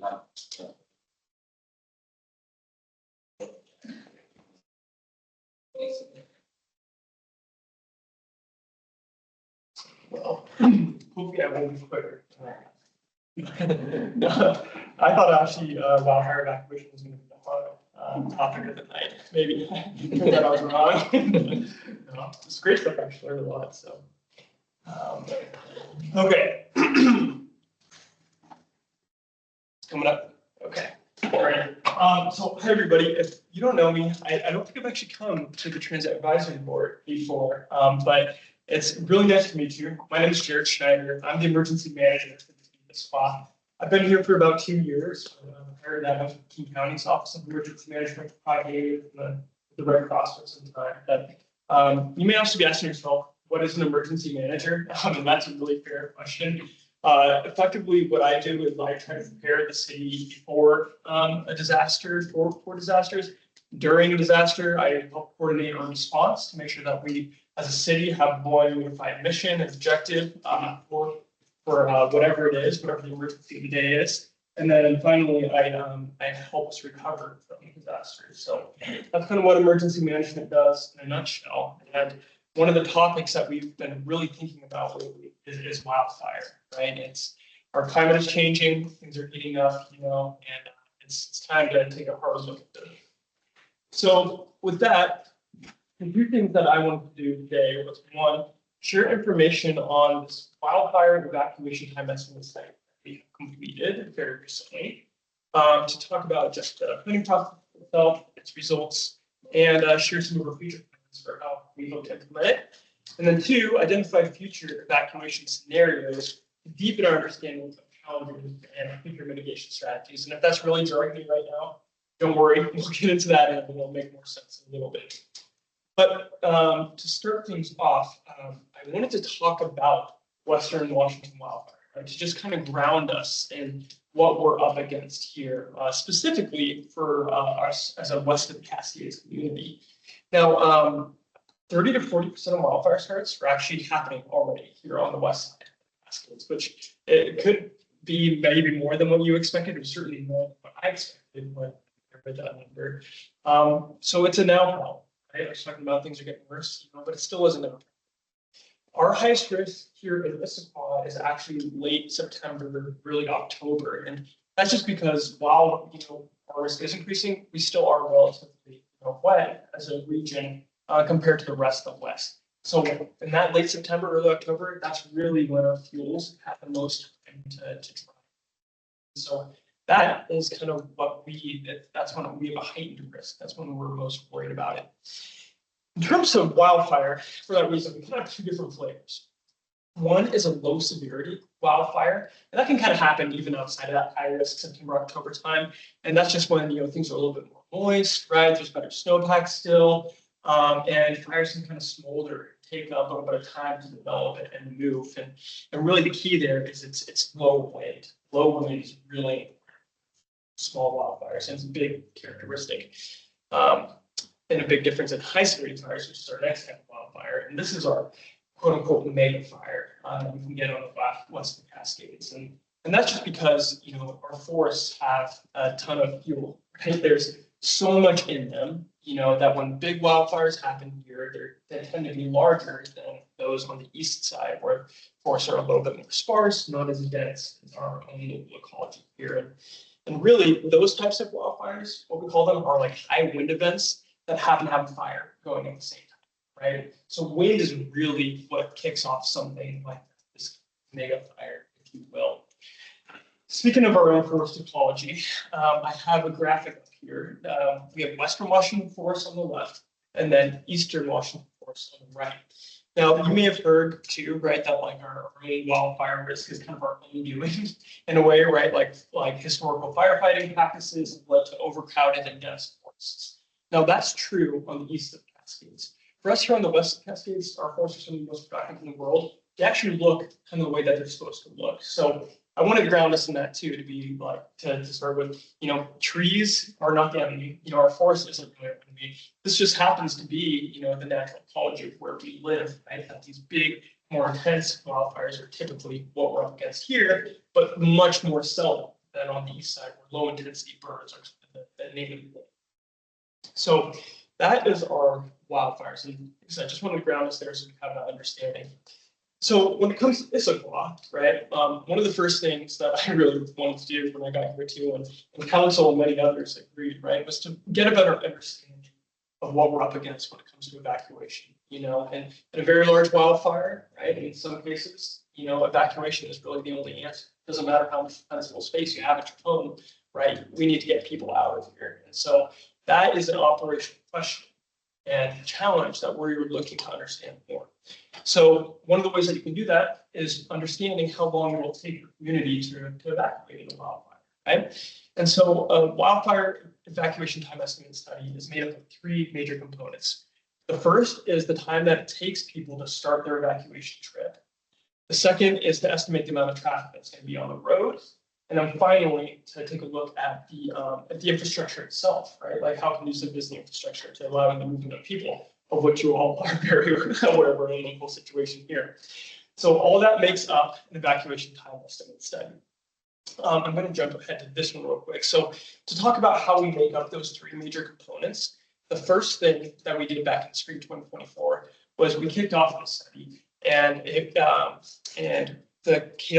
had a contractor come out and do the study for us. They're called KLD Engineering. They actually cut their teeth on modeling nuclear reactor evacuation at the 5 Mile incident every nuclear reactor has to have an evacuation time estimate study. So now, emergency management professionals, firefighters, and likes, we're catching on to use this technology for wildfires. So they did a road survey. They drove around every single road here in Issaquah, noted traffic signal timings, every stop sign that was in there, and did a whole bunch of just analysis on our own local infrastructure. Then we followed that up with a community survey. Maybe some of you in this room actually took it, but it was a 300 people responded to the survey, and it was asking things like, how many vehicles would you use to evacuate? Would you go pick up your kids from school before, you choose to pack to get ready? How long do you think it'll take you to prepare to leave your home? Kind of questions like that, right? And I'll show you in a little bit of how that plays in to the final results.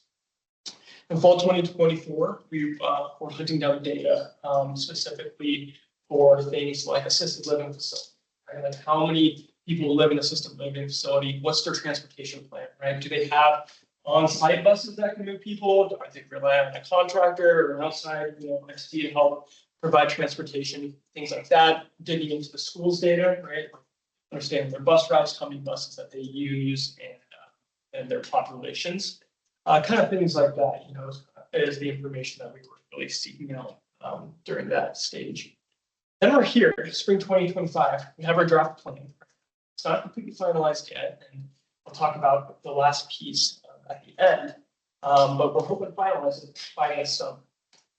So a couple things that this plan is and isn't, right? So the evacuation time estimate itself is a measure of the time that it takes people to evacuate Issaquah.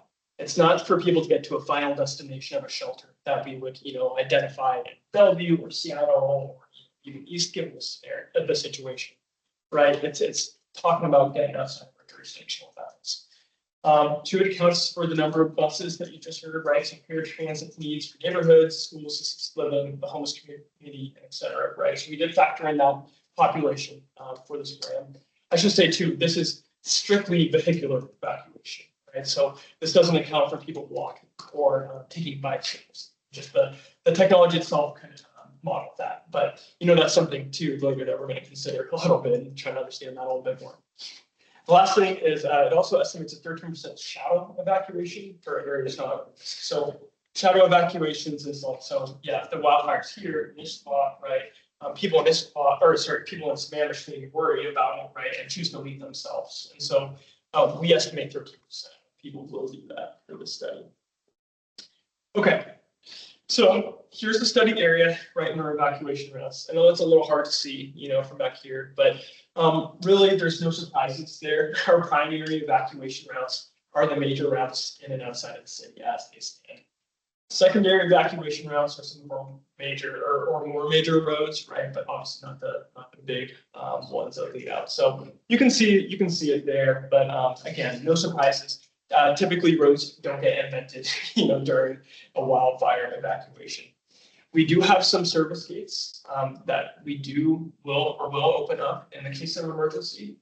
There's one in Tallis, there's a couple in Highlands, and there's one in Sycamore. And so that's an operational thing too that we're working on ourselves, right, to make sure that those gates get open quickly after an emergency. So just know that those were factored into this as well. Okay, without further ado, here is the results of evacuating 90% of individuals out of our area here. And this little table here, I'll explain it, I'll break it down. So regions are just groupings of neighborhoods, if you will. So there's a key that explains fully, which one makes up or which neighborhoods make up which region. I don't want to get into that right now, but you kind of get a good sense from just the geographical description of the scenarios, right?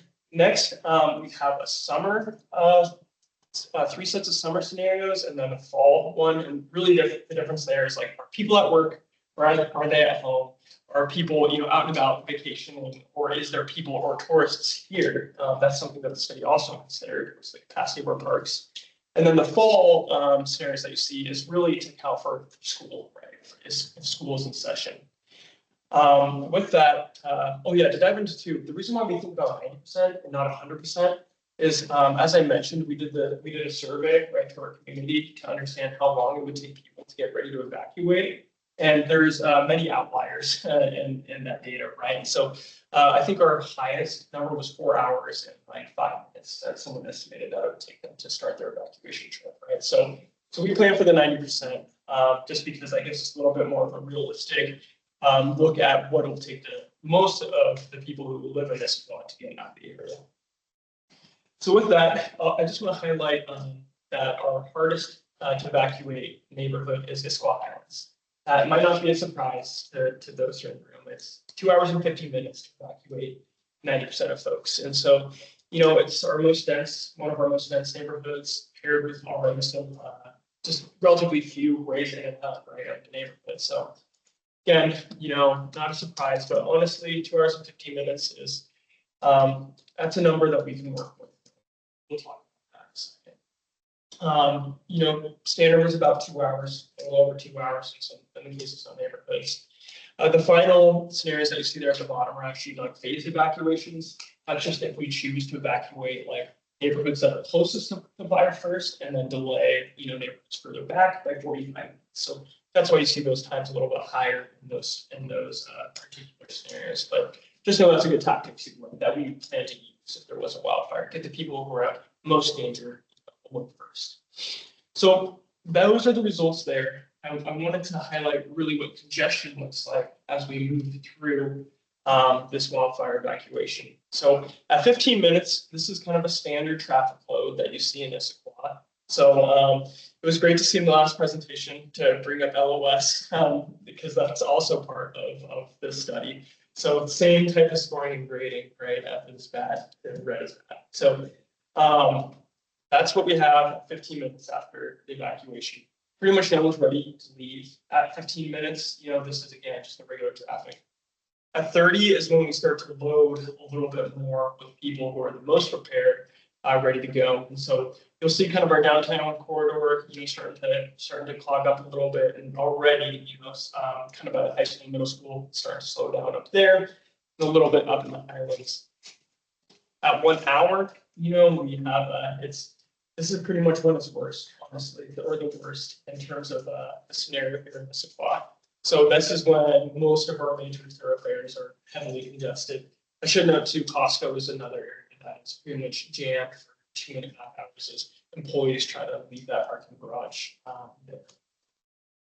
Hour 30, things in central Issaquah actually start to clear up a little bit, which is good news. Highlands is still very, very congested. 2 hours, a little bit more of the same story. Highlands again is still stuck a little bit. 2 hours, 30 minutes. Most of the rest of the city's looking pretty good for the most part. Of course, the ways out are congested. And then finally at 3 hours, right, Issaquah clears up for the most part. So that is what we anticipate this, our evacuation situation to look like. And I should note that this is, pretty much our best case scenario or good case scenario, if you will, right? Of course, in any wildfire, there's variation. There can be routes that are that you should be able to use or evacuate across, due to evacuee safety, right? So you saw in those graphics, right, we're sending people through Tiger and Cougar. That could be areas that we close, for wildfire risk, for wildfire originated there. Some of the key findings, no surprise, I-90 quickly becomes congested. We have Newport Way Northwest, West Lake Cemetery Parkway Southeast, East Lake Cemetery Parkway, Issaquah Pine Lake Road Southeast, Southeast Issaquah Ball City Road. They all have roundabouts at the end of them, right? And that actually really slows down an evacuation because there's a minimum amount of speed that it can take for people to safely navigate the roundabout. So that was something honestly that was a little bit of a surprise for me, because they're kind of a traffic congestion control method already. I didn't think that it would help, but I guess in this situation, that's a major area for our bottlenecks here locally. And then again, as we kind of noted, right, Front Street, so Issaquah Hobart Road and SR 900 are our two rapid evacuation routes, is what they call them. So these routes that have the ability to move people quickly based on signal timings and intersection management, but they go through wildfire prone areas. So it's a little bit of a question too if you've been able to use them. To highlight just some of there's so much in this study. We're just going to pull out some of the things that I think may be interesting to you all. But this is the total amount of buses, paratransit vans, wheelchair buses, and ambulances required that to evacuate Issaquah effectively, right? And so we're sitting at 69 buses, 32 paratransit vans, 15 wheelchair buses, and 107 ambulances. So that's a tricky number right there, you know. So that's one that I'm working on in particular. But just want to share that. In terms of travel mode to work, this is the core findings from our survey itself. 8% of people drive alone, you know, not a surprise, but 10% bus, 3.2 bicycle, and then 6% carpool. In terms of evacuating vehicles per household, 66% just taking one vehicle, 2 or 27.9, and then you can see the smaller numbers, but 1.6 is our number that are evacuating by buses or other types of vehicles there. Okay, so bottom line, it's primarily a capacity issue, right? That's something that probably you all know, being transit, you know, or transportation experts really in this room, right? That's the big challenge in this spot, right? Like we went through a lot of discussions talking about signal timings, about, you know, placing like police officers at certain junctures and stuff. And we're currently exploring those, you know, but we know the biggest issue for Issaquah itself is just the amount of, you know, ways to get out, and specifically some of those hard hit neighborhoods. So let's talk about what we can do about it now, right? So the last part of the study, so this is why it's still in draft, is part of our contract with this engineering firm is we get to develop what they're called, what they call scenarios, right? To help either change the way they run this simulation. And so we can do two types of things, really. We can build new roads or change things about our transportation infrastructure and measure how that impacts, you know, our evacuation time estimates. Or two, we can kind of break things, right? So we can say, okay, let's close down SR 900. Let's see how long it takes now, right? So those are the two major flavors. There's quite a lot of different variation that you can play with things like, all right, what if we, you know, recommend people just leave early, you know, even before there's a wildfire and these really high critical times, you see 70-mile-per-hour winds, right? We can play with things like that. But what we decided would really probably be best for our, you know, effort right now is to understand these long-term projects that we can permanently reduce risk, right? So this is kind of our first wave as part of our contract of scenarios that we're hoping to do. And it might not come as a surprise, right? But we're looking at adding additional egress routes out of Issaquah Islands. And so we're primarily interested in lowering that 3-hour and 5-minute, you know, time frame down because that's our hardest hit neighborhood. So we're looking at routes in a few different places there. One is actually connecting Grand Ridge, if you're familiar with that neighborhood, to Southeast 272nd Street, which probably most people don't know, and I didn't even know about it, but that's the road that is like, at least the high point exit on I-90. So kind of creating another way down there to get people to I-90 a little quicker. So that's one scenario that we're looking at. Another is to beef up a PSC road that already kind of connects or could connect close to Southeast to Old Black Nugget Road, Southeast Old Black Nugget Road, to provide another way on the islands there. And then really our kind of sky dream too is just even trying to understand like what the impacts would be if we had like spanning the North Fork of Issaquah Creek up there, right? Like if we built a bridge or something like that, you know, how would that? Now that's probably our least likely, you know, cost benefit analysis type project, but you know, something that we want to consider, right? Because this is obviously a life safety issue. The next is adding an additional egress route from Forest Ring. So Forest Ring is our only other neighborhood that only has one way in and one way out. So we want to quantify the impacts of that to make sure that there is future like funding, you know, opportunities in the way of grants or otherwise that we can point at that and say, hey, this is why it's important. So that's our first wave of scenarios. And in a second, in our discussion, we'll talk about, I would love to hear from you all about if you have other ideas in this topic. So in terms of timing next step, so we are finishing up our evacuation study. We're doing some community education around it. You may have heard us chatting in the back before the meeting started. We recently did like a wildfire trivia night, actually just yesterday at Gaslamp, and you know, featured some evacuation questions in there, just as a fun way to, you know, bring this topic or engage the, you know, the community with this topic. But we got many more planned, you know, not just trivia nights, of course, but many other methods, because this information, right? We really want to make sure it's in the hands of people so they can know that, hey, the more you can be prepared to leave your home, right? You can see the traffic congestion, right? The quicker you're ready, you'll be much more better off, right? And so through a powerful education tool, and it's something that is key for life safety, right? We'll also be going to council with this in a couple of weeks. So yeah, you all are getting the inside scoop first. In fall of 2025, we're going to develop these additional scenarios that we can often generate here, and then beyond, we're really implementing this plan itself. So we're going to be exercising our own evacuation procedures, refining them, making sure that we all the challenges and the best way that we can help support the community get out of this emergency. So that is really what I have, but now I'm going to turn it to you all, for really any questions. And if there's other scenarios that you think that we should look into, us as a city, and what we do when we are going and work with our consultant more, if there's things that you think we should understand, I'd love to hear your ideas. I'd love to hear your feedback just on what I presented here today. So yeah. So you showed that you make this 13% assumption about other communities evacuating at the same time. Do neighboring communities, have they done the same analysis? Have we then sat down and looked at what other routes we're using, they're out there using, are they really just feeding into each other? And then how much do we apply where we expect wildfires most likely to come from?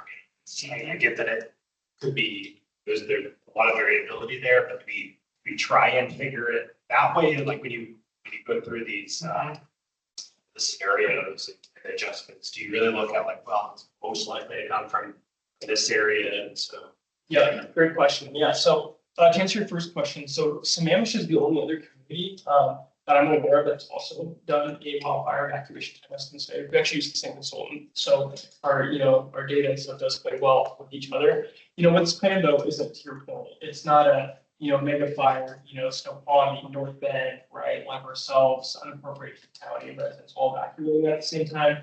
Unfortunately, that was just bigger than the scope, obviously, that we can allow. But King County does have hopes of one day doing that type of modeling.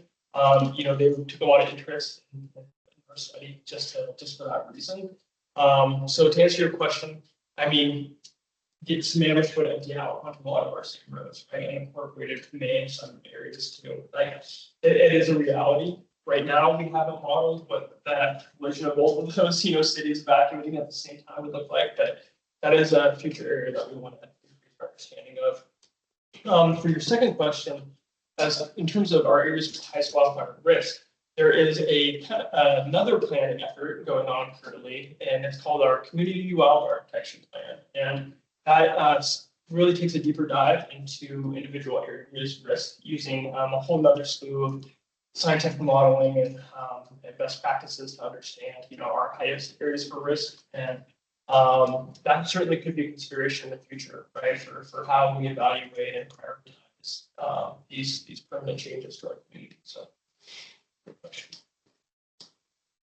Yeah. So it seems like the scenario that we looked at here is kind of there's a wildfire somewhere, so we got to evacuate everything. Probably you're looking at maybe more realistic scenarios or more specific scenarios of fire starts on Tiger Mountain, something like that. When you do those more specific scenarios, are you planning on building run books that essentially have a written down plan that everybody does this? And does that then tie to the specific modeling that you want to do?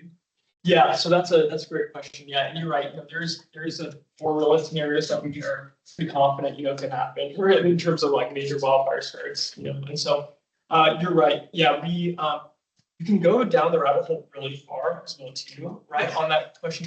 One could start on median on I-90 or something like that. Yeah. But the more of the major ones that are predictable, like a closure on SR 900, Spot Hobart, and the likes, that is something that we're working into our plans themselves. And so, so then what was your second part of the question? Well, when you do those specific scenarios, then it seems like what the modeling we want to do is, when that scenario happens, and I've planned out, here are all the evacuation routes for it. what does that mean in terms of time? Exactly, Where are the bad parts that I need to focus more on? exactly. Roads or. Exactly, and that, and like, a good example of that too, right, is like that information is helpful for us to like understand where we maybe want to put some like a police officer, right, or some kind of traffic control method, temporary one in place, so, no, absolutely. So a related question for this modeling, were any of the throughput of, for example, bottlenecks in the highlands, assumed that we'd have a traffic cop doing? Not in the data that we presented there, that we saw. So that is something that could be on a future scenario that we can model. Effectively, what it would look like is if a intersection instead had like a traffic light. Really, that's really what, like, if we, put a transit officer there, right? That's effectively what it creates, So that is something that we could consider in the future. Part of like the problem with part of what our conclusion came to a little bit though is like with the capacity being the major issue, on the roads themselves, it really came into question a little bit. It was like how effective would it be really in terms of like expediting things? And that's why we kind of ended up with this first order of scenarios, trying to understand like the permanent fixtures, but it is something we're studying. So a lot of times when you do that model, you want to kind of do a bottom up and a top down and simultaneously, and so we end up in the middle. So if the bottom up is just sort of like, hey, what is the current signaling throughput and all of that for getting all this traffic through? Top down might be, now what if I just say, I got to move this many cars from here to here? How many lanes do I have? What are those approximations for how much time to like totally optimize throughput based on the lanes that exist? And so that leads to things like, if I want to flip a lane around to like 2 lanes going in one direction, can I do that sort of thing and get closer to the targets? Totally, yeah. I will add because I was in a lot of the meetings leading up to this, you have 2 things going on though. You've got people coming home to gather their stuff or other family members, and you have people leaving. So it's not like you can just say, okay, we're going to make it so everyone's leaving the highlands, because a significant number of people are going to be going back to the highlands. And that's why they modeled it the way they did, is taking that in. Yeah, but it's also, that's very different than day-to-day traffic. And so the optimization of signaling that we have right now might not be what we put in place. And so you want to just get an idea of like, what's the maximum throughput we can get if we optimize. Although we wouldn't have time, so fire starts, we wouldn't have time to reprogram all the signals with the emergency fire. But if you had a run book that said, hey, we need to do this, this, and this, then you send the cops out and they wave people through and you optimize it.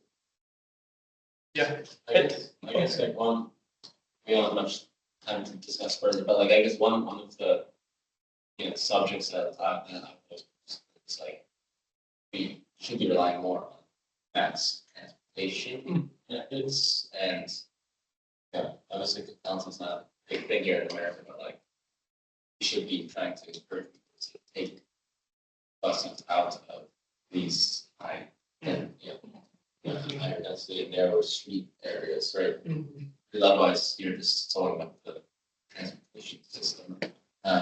So yeah, I mean, I know this probably not a big thing here, but I think those mass transportation options, maybe that it's much more effective. But Like 30% of people said they were gonna take 2 cars. Yeah. Yeah. like that can't. So that's- Like that's that. not- Yeah, and so that's, Well, exactly. it's going to happen. It's So going we to need to plan. Yeah. But we should have a, Right, but that's just kind of like the education piece, right? So, and even like encourage carpooling, right? Yeah. Like, that's another thing, leave with your neighbor if you can, right? Things like that, so. It is hard, like, obviously we can't control people, but we can try to educate, individuals and talk about the system impacts that come from choices like that, right? But, it's a very valid one. Don't trust people to like abandon their property, their car, right? And to, even if, yes, they'll make it faster, better in the long run for the community as a whole. I just don't believe that mindset has permeated as much as it should for a scenario like this. I wish. And when you're planning, you want to plan for the behavior that people are actually going to have rather than what you'd like them to have. And so if we get through the plan and we end up with a good scenario there, we're in much better shape. Can I ask about the 13%? Yeah. Of the shadow, I just, where does that come I'm sorry, I just, yeah. No, that's just like a standard number that comes for the UVs. Like that, but it's a better to say, That's but the amount of people that see an evacuation for New York County, think, I better go too. yeah, and like, exactly. And like just working into fires, that's about how much they've seen evacuated, so. I just want to say thank you. That's a great presentation. Yeah. Yeah, it was great. Very informative. So if we do open, if the wait time gets lower for the evacuation time is lower for the Highlands, does that like domino the other surrounding neighborhoods and too, like that, those theirs will go down a little bit lower? So the study will tell us exactly that too, which will be nice, so my guess is probably, yeah, there will be a little bit of impacts, but, obviously, more spread out.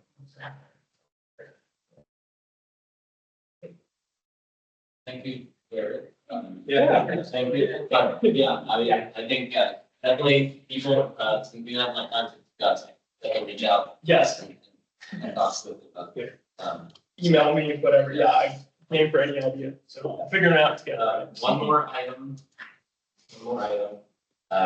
But this will be quick because I don't think there's gonna be much competition for this, but it's gonna be the chair and vice chair election.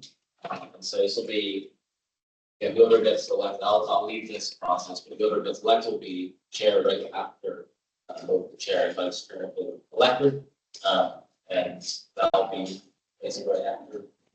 So, so for the chair, start with that. Are there any nominations for the chair? So self-nominations or nominations? Nominate Erica.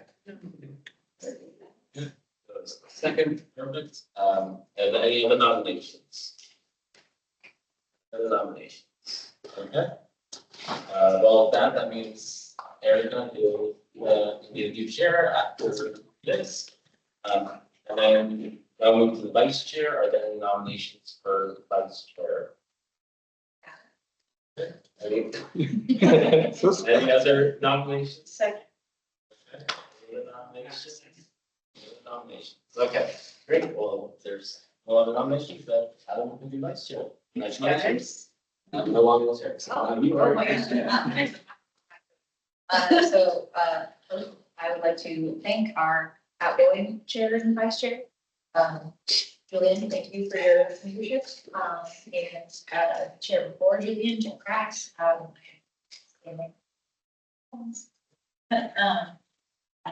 you all.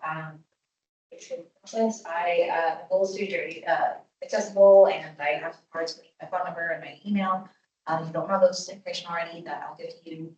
If you ever have any questions, my goal is to be a facilitator and stick to the letter of the chair. Students are. We have to get through reports, so staff report. Yeah, very quickly, we should have done this in the beginning, but welcome new members. Thank you for being here. We really appreciate it.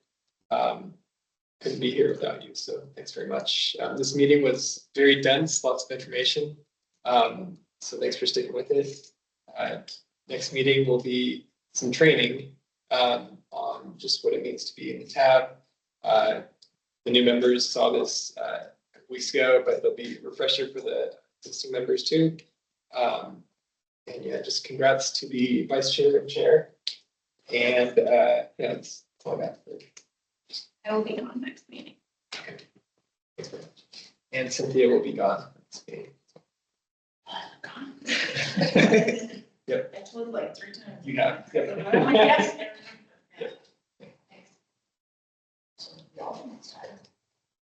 That is right. Chair report, I am brand new, so I have nothing to report, and we're very over time. So any other business? Okay, and then we are adjourned at 8:14.